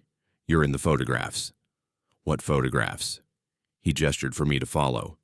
Against every instinct screaming at me to run, I did. Inside the structure, oil lamps provided dim light. The space was simple. Sleeping pallets, a wood stove, shelves with supplies, and on one wall, photographs, dozens of them. Black and white, some sepia-toned, all old, very old. "There you are," the man said, pointing to a photograph dated 1947. It showed a group of men standing in front of these exact structures. 7 men, all wearing period-appropriate clothing. And there, third from the left, was me. Not someone who looked like me. Me. Same face, same height, same scar on my left eyebrow from a childhood fall. I was wearing clothes from the 1940s, but it was absolutely me. "That's impossible," I whispered. "I wasn't born until 1992. "Weren't you?" The man tilted his head. "Are you certain about that, Boone Burke? Because we have quite a few pictures of you. Would you like to see more?" He showed me another photograph. 1938. A group of scientists on an expedition. Me, wearing a fur parka, holding surveying equipment. Another. 1929. Me standing next to an airplane, younger but unmistakable. Another. 1918. Me in a military uniform. "Stop," I said. "This is insane. Those can't be me." "Why not? You're here now, aren't you? You came to us like you always do. Every few years, you wander into our valley, take your pictures, act confused, and then you leave. Sometimes you remember us.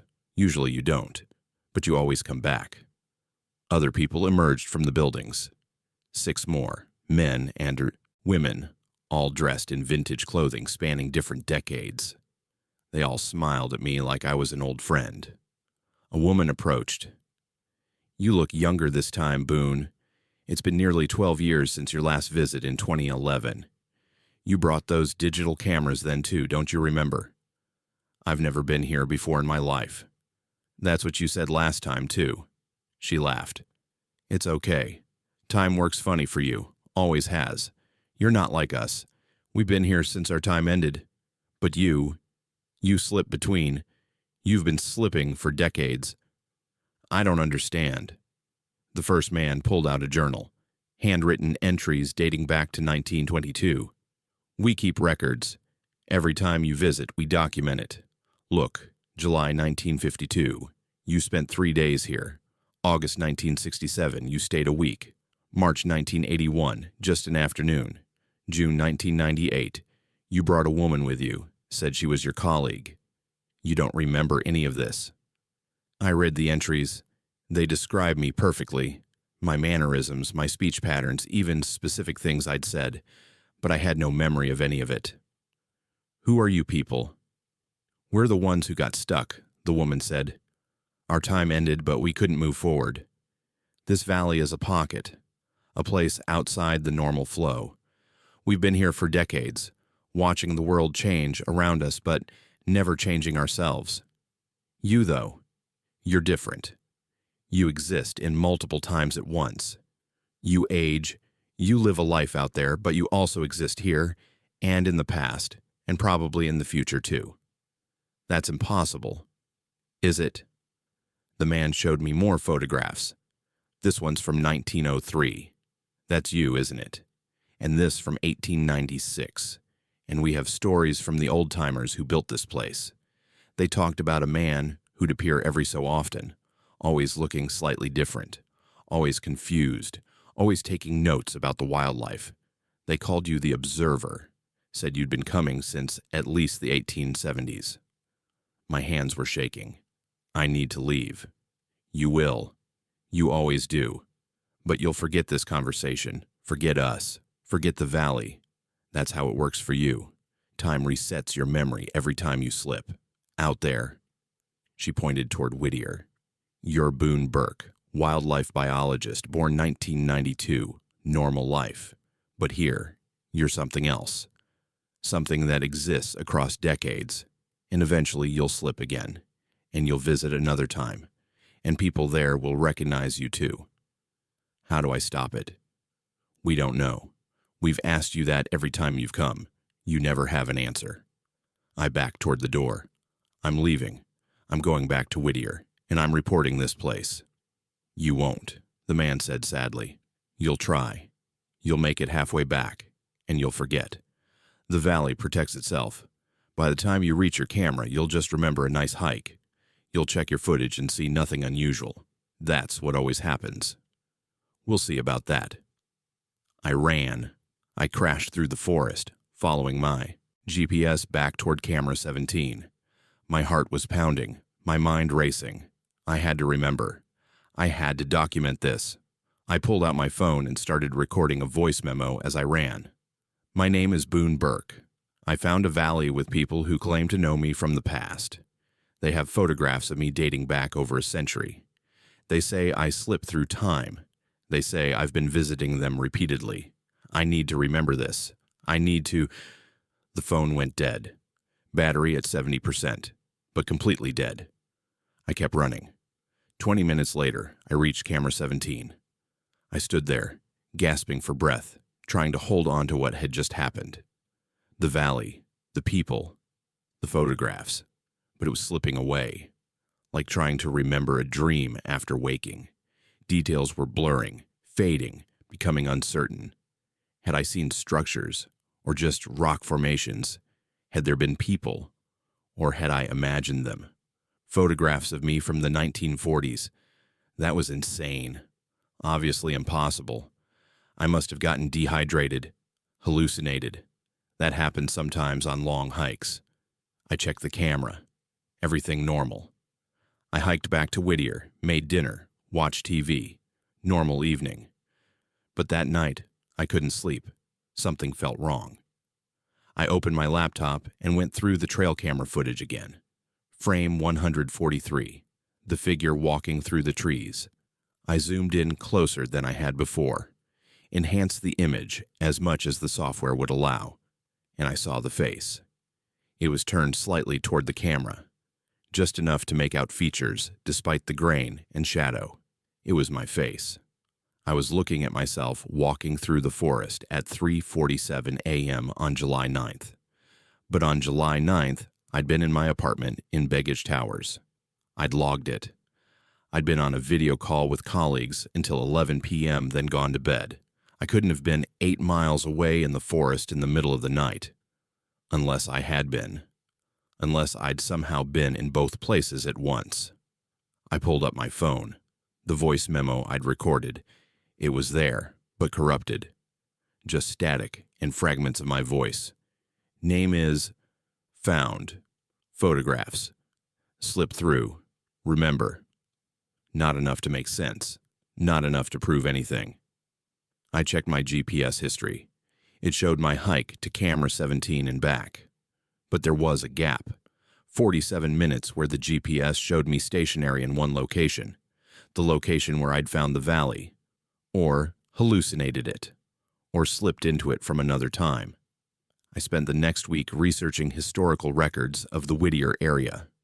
I found references to expeditions in the 1940s, 1930s, 1920s. And in some of the old photographs archived at the Alaska State Library, in the background of group shots, I found a figure that might be me. Too blurry to be certain, but possible. I haven't gone back to that area. I've moved my research to different valleys. But sometimes, when I check my trail cameras, I see myself in the footage, walking through the forest. Different clothes, different times of day, but always me. I'm documenting this in case it happens again, in case I slip and forget. If you're reading this, future Boone, you need to know. You're not who you think you are. You've been here longer than you remember. You exist in places you've never been, times you've never lived. The cameras don't lie, but they're showing me a truth I can't accept. I am the observer. I've always been the observer. And I'm trapped in a loop that spans over a century, visiting the same valley, meeting the same people, forgetting every time. There's no escape. There's only the next slip, the next visit, the next version of me who will read these words and not believe them either. The cameras captured the truth. I'm just not ready to accept what it means. But I will. Eventually. When time catches up to me, or I finally catch up to time. Until then, I'll keep watching the footage. Keep seeing myself where I shouldn't be. Keep waiting for the next slip. It's coming. I can feel it. And when it does, I'll forget everything all over again. I don't know if I'm still James Kaltag anymore. I'm a subsistence hunter from Unexplainable Pass, Alaska, and in September 2022, I found something in the Brooks Range that cost me 3 days of my life, and maybe my soul. Unexplainable Pass sits in the heart of the Brooks Range, population 324, the only village in the entire gates of the Arctic National Park. We're Nunamiut Inupiat, the last of the mountain people. My family has hunted caribou in these mountains for generations. My grandfather taught my father. My father taught me. I know every valley, every ridge, every migration route. Or at least I thought I did. September is when the western Arctic caribou herd migrates through our lands. Tens of thousands of animals moving south before winter. It's our main harvest season. We depend on caribou for food, for clothing, for survival. I've been hunting this herd for 22 years. I know their patterns, like I know my own heartbeat. On September 14th, I headed out alone into the mountains. I prefer hunting solo. It's meditative, spiritual. Just me, the land, and the animals. I packed for 3 days, loaded my four-wheeler with camping gear, my rifle, and my grandfather's old hunting knife that's been in our family for over 100 years. The weather was perfect. Clear sky, temperature in the 40s, light wind. I drove north along the Anaktuvuk River, then hiked east into the high country where the caribou usually pass through. By late afternoon, I'd reached the valley where I expected to find the herd. What I found instead was silence. Not normal silence, wrong silence. In September, this valley should be full of life. Caribou grunting, birds calling, ground squirrels chirping. Instead, nothing. Even the wind seemed muted, like the air itself was holding its breath. I walked carefully, rifle ready, scanning for predators. Bears sometimes follow the caribou migration. Wolves definitely do. But I saw nothing. No movement.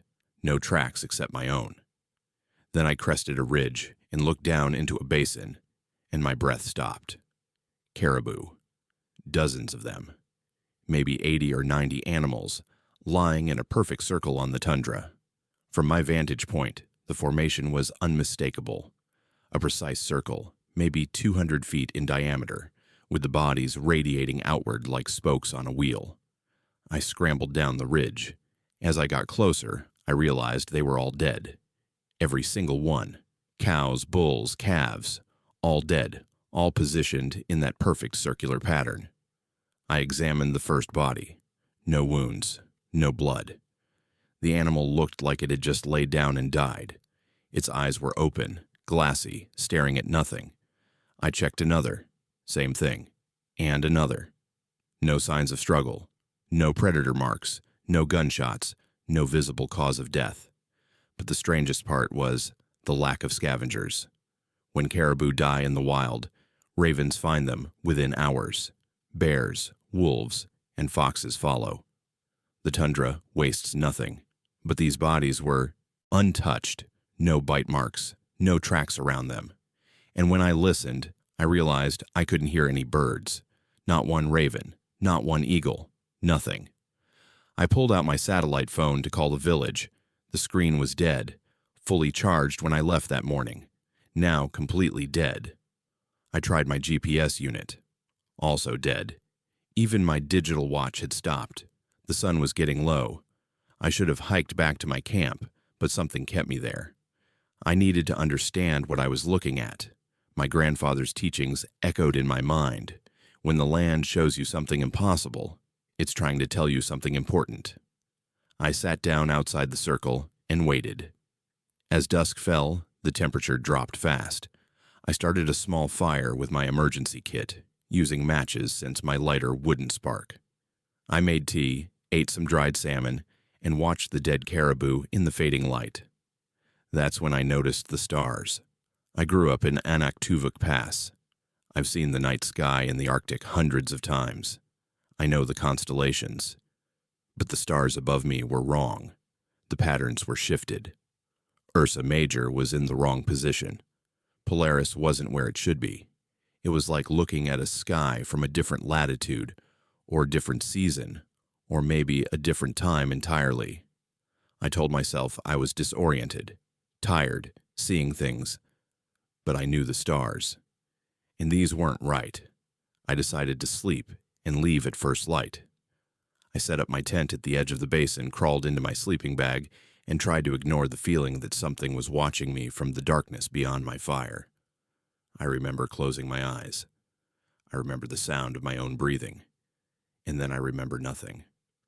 When I woke up, I was lying in the center of the circle, not near the edge where I'd camped. Not by my tent, in the exact center of the circular formation of dead caribou. I was on my back, staring up at a gray sky. My sleeping bag was gone. My tent was gone. My gear was scattered around the basin like it had been thrown. I sat up, my head pounding, my mouth dry. The caribou were still there, still dead, still arranged in their perfect circle. But they looked different, more decomposed. The flesh was darker, sunken. The smell was stronger. I staggered to my feet and checked my watch. Still stopped at the same time, 7:23 p.m. My phone was still dead. But something felt wrong about the light, about the air, about everything. I gathered my scattered gear and hiked back to where I'd left my four-wheeler. It was there, but covered in dust and pollen like it had been sitting for weeks. The battery was completely drained. I had to walk back to Anaktuvuk Pass, a 15-mile hike that took me most of the day. When I reached the village, people stared at me like I was a ghost. My wife, Angela, ran to me crying, "James, where have you been? We've been searching for 3 days." 3 days. I left yesterday morning. James, it's been 3 days. September 17th. You were supposed to be back on the 15th. We organized search parties. We called the state troopers. Where were you? I couldn't explain. I had no memory of those 3 days. I remembered making camp on September 14th. I remembered waking up in the center of the circle. Everything in between was just gone. The village elders wanted to speak with me immediately. We gathered at the community center, 6 elders, all older than 70, all keepers of traditional knowledge. I told them everything. The dead caribou in a circle, the wrong stars, the missing time. When I finished, the eldest, a man named Troy, who was 91 years old, spoke quietly. The circle is back. What circle? My grandfather told me about it. His grandfather told him. Every few generations the circle appears. Animals die in that pattern. Hunters who investigate lose time. Some never come back. The ones who do. He paused. They're changed. Changed how? They forget their names. They forget their families. They walk into the mountains and don't return. Or they stay in the village, but they're not really here anymore. They're somewhere else, existing in a place we can't see. Another elder, Kylan, added, the old stories say it's a thin place, where our world touches another world. The circle marks the boundary. When it appears, we're supposed to stay away, let it close on its own. But I camped there. I woke up inside it. The elders exchanged looks. Troy spoke again. Then you crossed over. For 3 days, you weren't in our world. You were in the other place, and you came back. That's rare. Most people who cross stay there. What's the other place? We don't know. The old stories call it different names. The quiet land, the empty place, where the animals go when they die, where time doesn't move the same way. I wanted to dismiss it. I wanted a rational explanation, but I had no memory of 3 days. My equipment had died for no reason. The stars had been wrong, and those caribou in their perfect circle. Over the next week, more circles appeared. Hikers found wolves arranged in a circle 30 miles north. A hunting party discovered ptarmigan, dozens of them, in another perfect circle west of the village. Each time, the animals were dead with no visible cause. Each time, electronic equipment failed in the area. The state sent wildlife biologists. They took samples, ran tests, found nothing. No disease, no poison, no radiation. The official report called it unexplained natural phenomena. They warned people to stay away from the affected areas until they understood what was happening. But I understood. And so did the elders. The thin places were opening. The boundary between worlds was weakening. And I'd been on the other side. The changes started small. I'd forget words in the middle of sentences. I'd lose track of time. Sit down for a minute and realize an hour had passed. I'd wake up in places I didn't remember going to.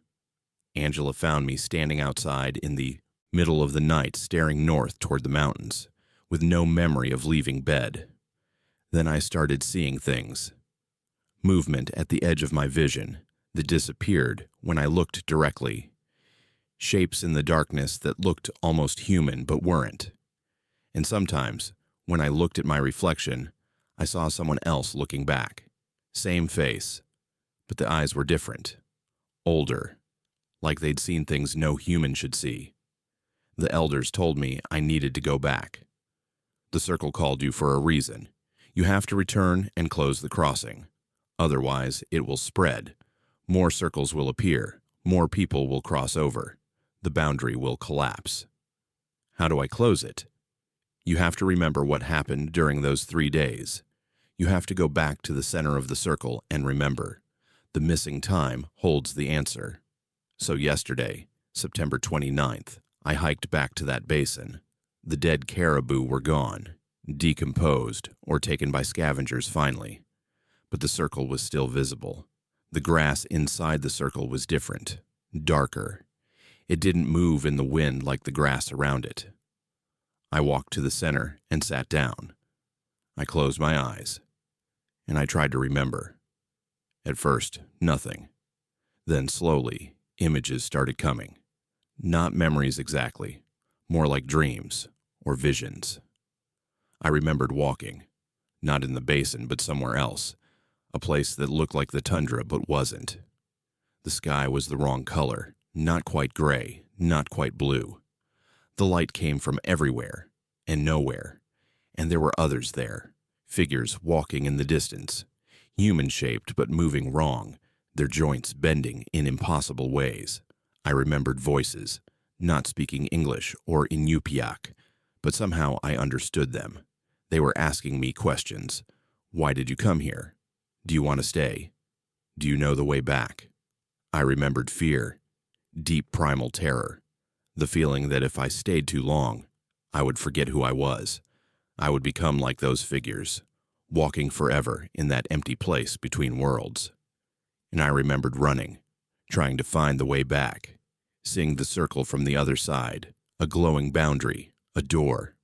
I ran toward it, and the figures followed. I could hear them behind me, their footsteps wrong, their breathing wrong. I dove through the circle, and I opened my eyes. I was still in the basin, but something had changed. The grass inside the circle was normal again. The oppressive silence was gone. I could hear birds in the distance.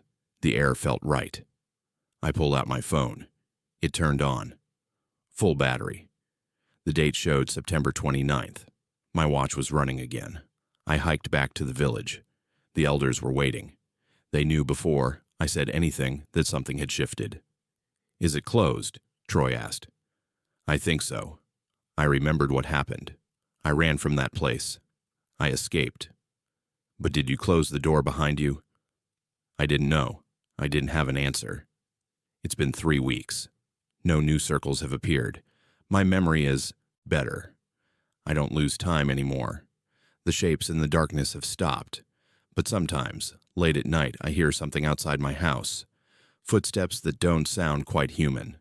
A scratching at the door. A voice that might be mine but isn't, whispering, "Let me in. I'm still out there. Part of you is still in that place." I don't know if I closed the door or just made it through before it closed.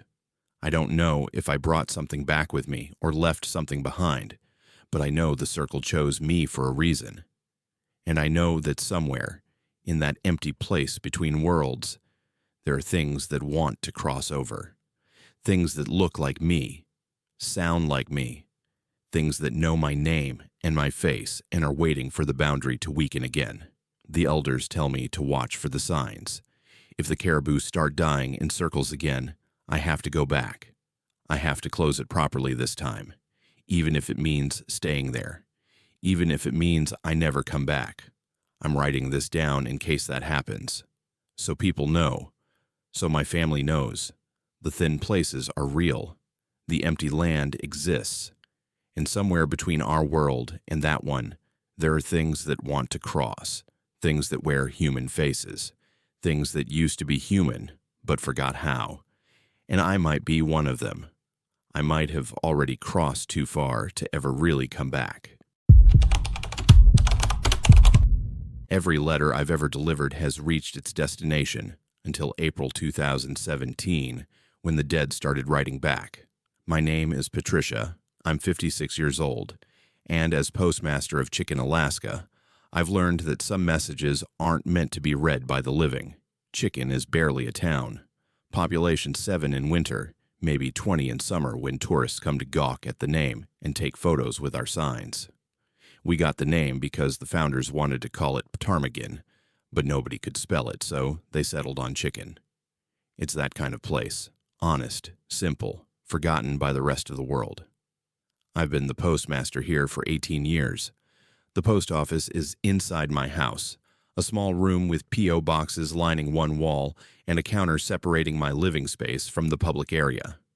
Mail comes 3 times a week via bush plane, dropped at the airstrip 2 miles away. I drive out, pick it up, sort it, and people collect their mail when they can. Easy job. Quiet job. Or it was. April 6th, 2017. That was the first letter. It arrived in the regular mail delivery, mixed in with bills and catalogs. The envelope was old-fashioned, cream-colored paper, wax seal on the back, addressed in fountain pen ink. The recipient, Harold Mackenzie, P.O. Box 3. I stared at that name for a full minute. Harold Mackenzie had been one of Chicken's permanent residents. Minor, lived alone, died of a heart attack in his cabin 3 years ago. I'd helped organize his funeral. I knew for certain he was dead. Someone was pranking me. Had to be. I opened the box. Harold's family had never bothered to close his account or collect his final mail, and placed the letter inside. That evening, curiosity got the better of me. I pulled out the letter and examined it. The wax seal bore an initial, H. The envelope felt wrong in my hands, too cold, too heavy for just paper. I broke the seal and pulled out a single page. The letter was dated April 6th, 2017, today's date. It was written to Harold in a conversational tone from someone named Margaret. It mentioned current events, the weather we'd been having, the condition of the roads, even referenced a news story that had just broken that morning about a plane crash in Anchorage. But Margaret Chen had died in 2009. I'd processed the mail notification of her death myself. I told myself it was a sick joke. Maybe someone in town with too much time and a twisted sense of humor. But Chicken had 7 people in April. I knew all of them. None would do this. The next day, 3 more letters arrived, all addressed to dead residents, all sealed with wax, all containing current information written in handwriting that matched the signatures on old documents I had in the post office records. One letter, addressed to Daniel Torres, who died in 2011, mentioned by name a tourist who'd driven through Chicken just yesterday. The letter writer, someone named Roy Whitmore, dead since 2004, described the tourist's vehicle, what time they'd arrived, and even quoted something the tourist had said to me at the counter. Nobody living could have known those details. I hadn't told anyone about that conversation. I started researching. I went through every census record, every death certificate filed through our office, every piece of documentation I had access to. Every single letter writer was dead. Some had died recently, some decades ago. The oldest letter was from someone who died in 1987, but they were all writing about now, about current events, about things happening in Chicken today. On April 10th, I received a letter addressed to me. My hand shook as I opened it. The return address simply said, "A friend." The handwriting was elegant, old-fashioned, the kind you'd see in Victorian correspondence. It read, "Dear Patricia, you must be confused. That's understandable. The living aren't supposed to receive our correspondence, but you've been reading our letters, and that changes things. You've made yourself visible to us. We're not haunting you. We're not trying to frighten you. We're simply continuing what we did in life. We write to each other. We share news. We maintain community. Death doesn't end that need, it just relocates it. But Patricia, you've crossed a line by reading messages not meant for you. And now we can see you clearly. We can watch you. We can write to you. This isn't a threat. Consider it a warning. Some doors, once opened, can't be closed.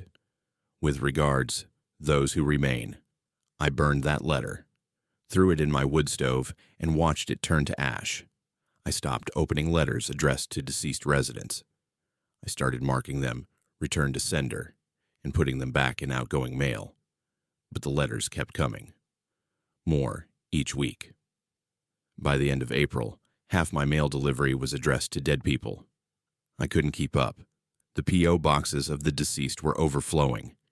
And then I started finding letters outside the post office, on my porch, on my truck's windshield, inside my house, on the kitchen table when I knew I'd locked all the doors, all addressed to me, all describing what I'd done that day, what I'd worn, what I'd eaten for breakfast, who I'd talked to.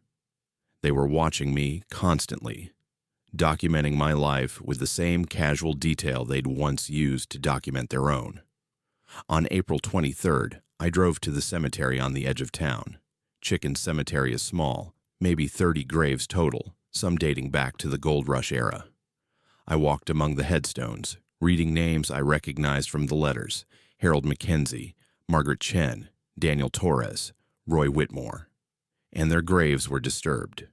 Not dug up, disturbed.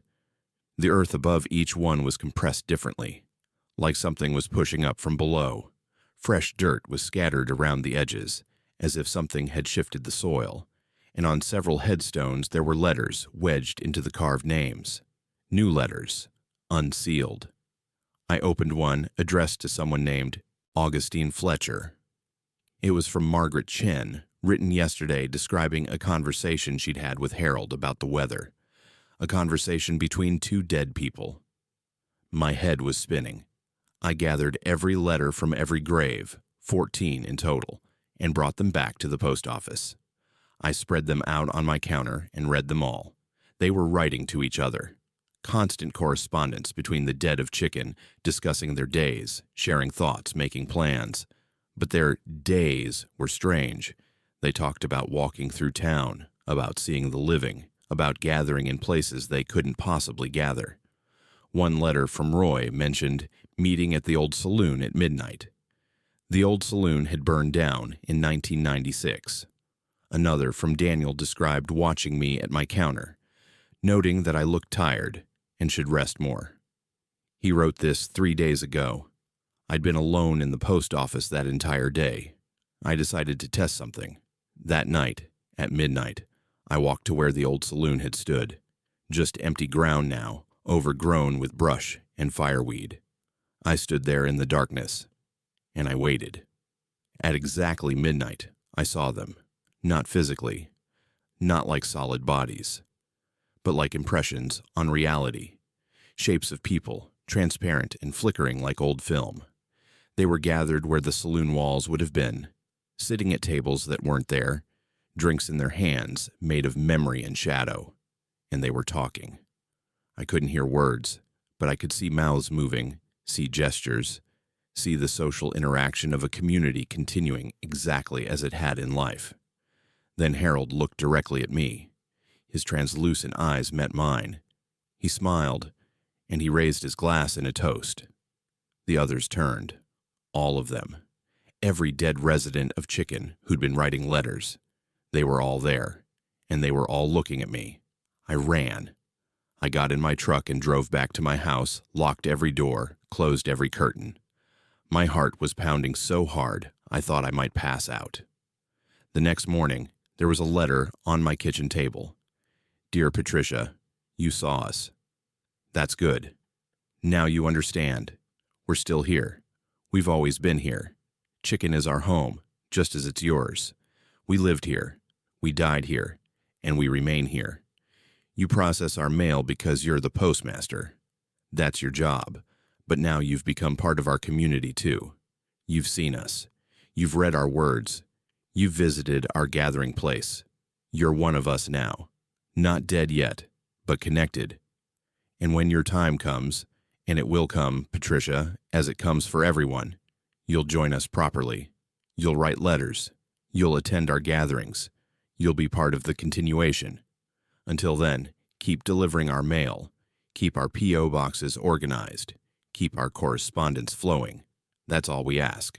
With warmth, the residents of Chicken, deceased. I should have left. Should have packed up and moved to Fairbanks, or Anchorage, or anywhere else. But where would I go? I'd lived in Chicken for 30 years. This was my home. These people, living and dead, were my community. And truthfully, I was curious. Terrified, but curious. I started keeping the letters. I organized them by date and correspondence thread, tracking the conversations between the dead. I learned their routines, their relationships, their ongoing concerns. Margaret and Harold were close friends, writing each other daily. Daniel and Roy had some kind of friendly rivalry, teasing each other in their letters about everything from politics to fishing. They were, in every way, still living their lives, just without breath, without heartbeat, without flesh. In May, I started writing back. Small notes at first, left in the cemetery on the appropriate graves, just acknowledging their letters, thanking them for their correspondence. I wasn't sure they'd respond. They did. The reply came from Harold. Dear Patricia, thank you for your note. It's kind of you to acknowledge us. Most postmasters ignore our mail or try to stop it. You're the first in decades to engage. Margaret and I discussed your situation over tea yesterday. Figuratively speaking, of course. We don't actually drink tea anymore, but the ritual comfort remains. You asked in your note if we're trapped here. The answer is complicated. We're not trapped. We're rooted. Chicken is where our lives happened. Our memories, our relationships, our identities are all tied to this place. We could move on. There's always that option. But why would we? Everything that matters to us is here. You'll understand someday. When your time comes, you'll have the same choice. Move on to whatever's next, or stay in the place that holds your life's meaning. Most of us choose to stay. Sincerely, Harold. Over the next months, I became the intermediary between the living and the dead of Chicken. I delivered mail to both communities. I facilitated communication between worlds. It became normal. The living residents, all 7 of them, thought I was eccentric at worst. They didn't see the letters. They didn't see the transparent figures at midnight. They didn't hear the whispers in the wind that I now recognized as conversations. Only I existed in both worlds, postmaster to the living and the dead. In November, I got sick. Just a bad flu, I thought. But it got worse. I drove to talk for a doctor's appointment and was diagnosed with stage 4 pancreatic cancer. 6 months, maybe a year if I was lucky. I drove back to Chicken and sat in my empty post office, staring at the P.O. boxes lining the wall. Some belonged to the living. Most belonged to the dead. That night, there was a letter on my kitchen table. Dear Patricia, we know. We've known for weeks. The dead can sense these things. You're approaching the boundary, and soon you'll cross it. We wanted you to know that you're welcome here. We've already prepared a place for you. Harold saved you a seat at the saloon. Margaret is organizing a welcome gathering. Daniel and Roy promised to teach you the best fishing spots, the ones that exist whether you have a body or not. You've been a good postmaster. You've honored both communities. When you join us, you'll understand everything. The fear will fade, the pain will end, and you'll finally see Chicken as it truly is, a town that never dies, never fades, never forgets. We'll see you soon. With anticipation, your future neighbors. That was 2 weeks ago. I'm writing this now because I want someone to know the truth about Chicken, Alaska. This town has 2 populations, 7 living residents, and at least 30 dead ones who never left. The dead still collect their mail. They still write letters. They still gather at midnight in places that don't exist anymore. And they're waiting for me to join them. I've made my peace with it. I could leave Chicken, die in some hospital in Anchorage surrounded by strangers. Or I can stay here, in the place I've called home for 30 years, and become part of the community that exists beyond death. I've chosen to stay. This morning, I received another letter. This one is different from all the others. It's addressed to me, dated 3 months from now, written in my own handwriting I haven't used yet but apparently will. The letter reads, Dear Patricia of the past, by the time you read this, you'll have crossed over. I'm writing from the other side to tell you that everything they promised is true. The pain is gone. The fear is gone. And Chicken is more alive than you ever imagined. You're still the postmaster, still delivering letters, still connecting people. But now you understand that death doesn't end community. It just expands it. Thank you for staying. Thank you for not being afraid.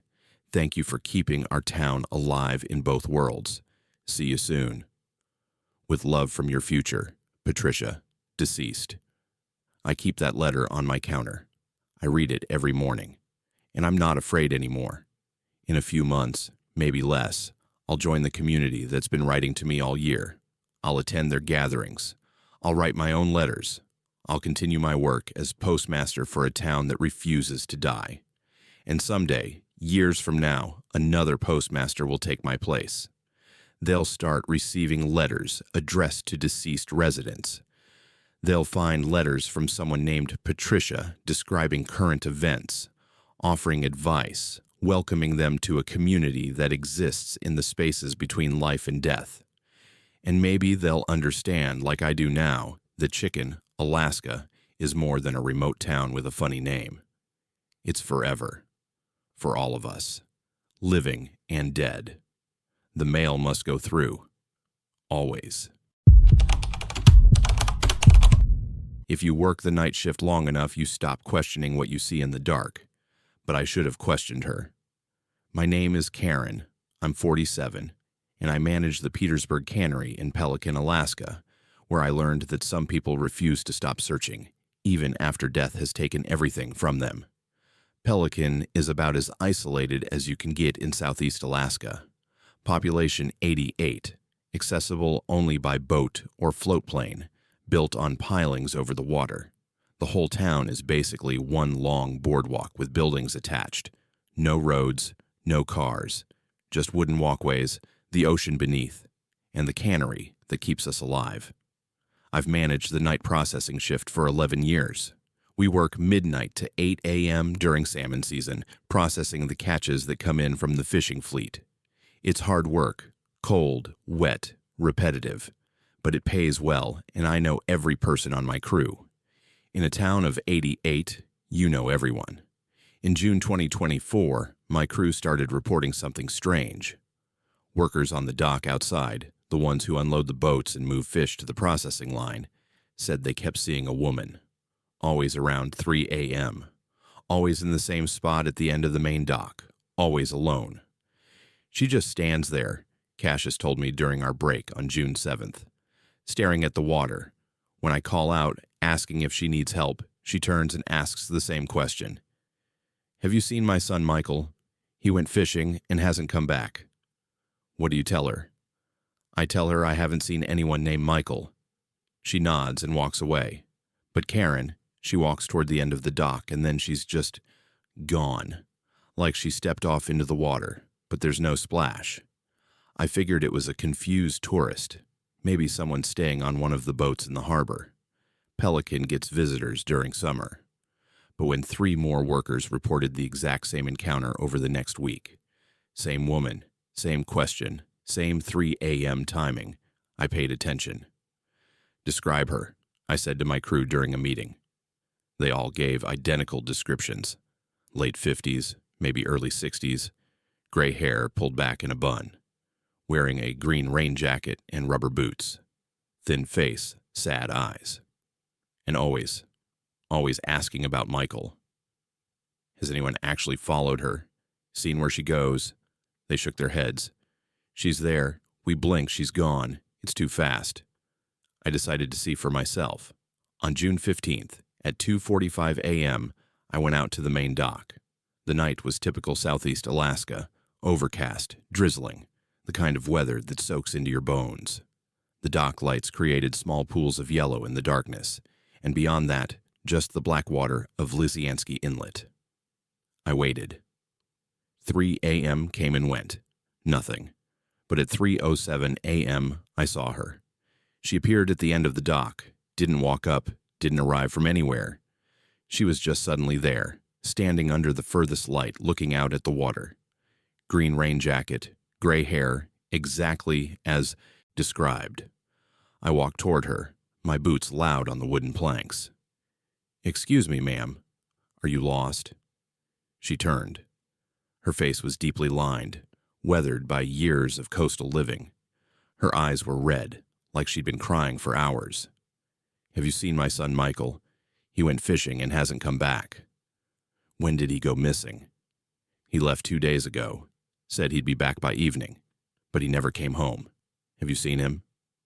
Something felt wrong. Her clothing was dry despite the rain.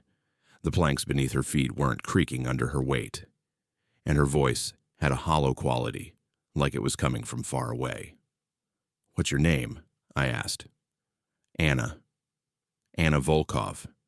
My son is Michael Volkov. He fishes out of Pelican. Everyone knows him. Have you seen him?" The name hit me like a physical blow. Michael Volkov had been a fisherman in Pelican. He'd drowned in 2003, 21 years ago. His boat was found capsized in Lisiansky Inlet after a storm. His body was never recovered.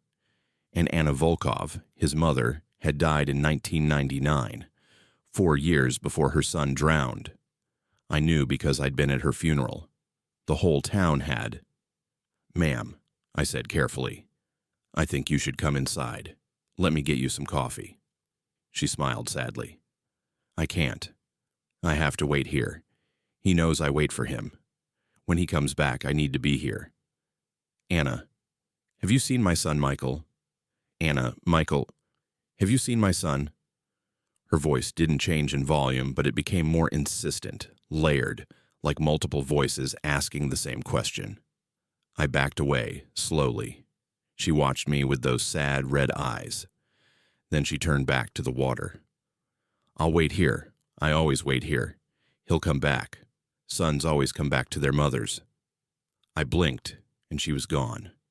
Just empty docks stretching into darkness.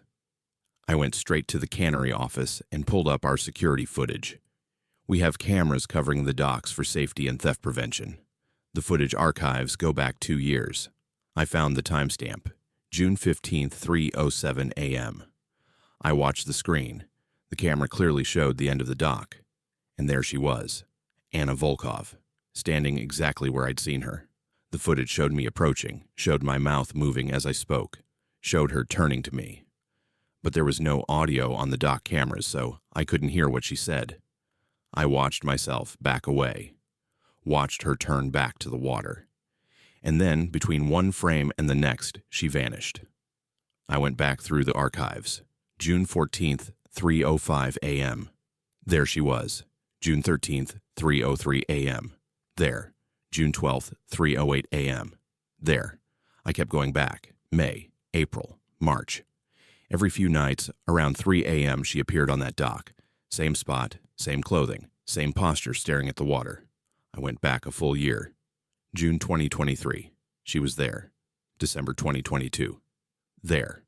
The oldest footage I had was July 2022. And in that first week of available video, she appeared 3 times. 21 years. That's how long it had been since Michael drowned. Had she been appearing on this dock for 21 years? A mother who died before her son, now walking as a ghost, endlessly searching for a child who drowned after she was already dead. I asked the oldest residents of Pelican, the ones who'd been here in 2003. They confirmed the story. Michael Volkov, 34 years old, experienced fisherman, went out in late September 2003 during a storm. Never came back. Search went on for days. Found his boat, the Katya, named after his grandmother, capsized and half sunk. No body. His mother, Anna, would have been devastated, old Enrique said, but she'd already passed. Died of cancer in 1989. Michael took it hard. Fished alone most of the time after that. Did Anna used to wait for him on the docks? Enrique thought for a moment. Yeah, she did. Every time he went out, she'd be there when he came back. Didn't matter the time. 3 a.m., 4 a.m., whenever. She'd wait. After she died, Michael said he could still feel her there sometimes, waiting. He talked about it a few times, said it was comforting. But Anna had died 4 years before Michael drowned. So how was she waiting for him now? I started documenting every appearance. June through September 2024, she appeared 63 times, always between 3 a.m. and 3:15 a.m., always at the end of the dock, always asking the same question about Michael.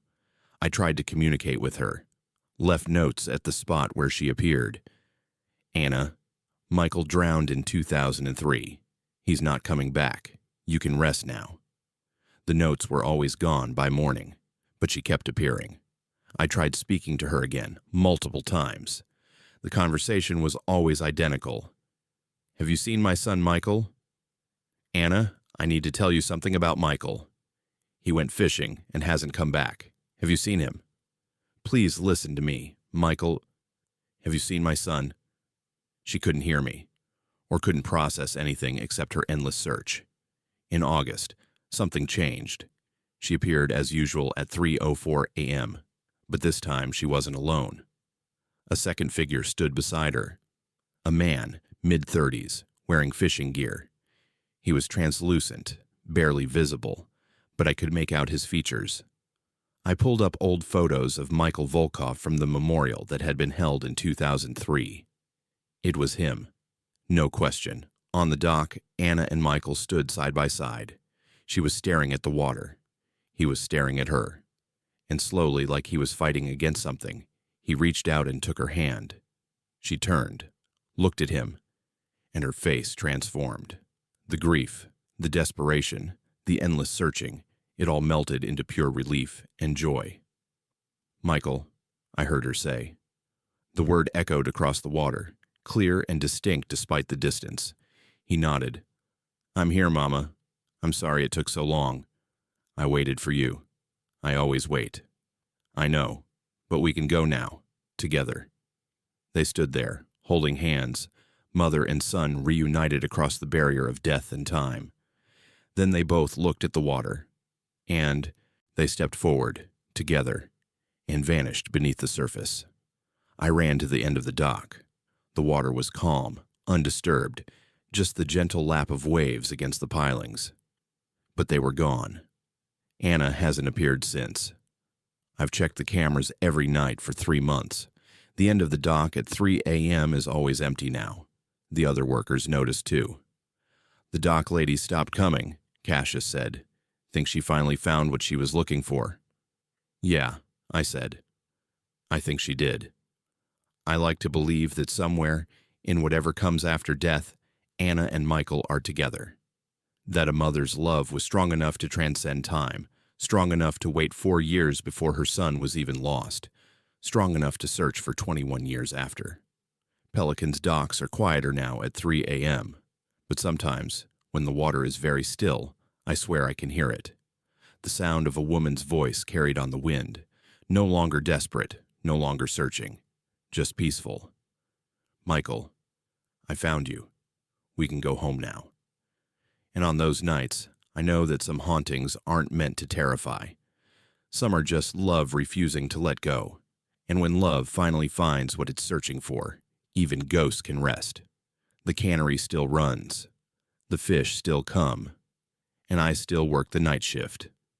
But I'll never forget the woman who waited 21 years for a reunion that should have been impossible. Anna and Michael are together now. That's all that matters. If these 11 stories from the forgotten corners of Alaska have left you looking over your shoulder, you're exactly where you should be, deep in the Haunted Fears horror family. We dig up the stories that others are too afraid to tell, the ones that small towns whisper about but never speak out loud. Hit that subscribe button, turn on notifications, and join our community because every week we bring you deeper into the darkness.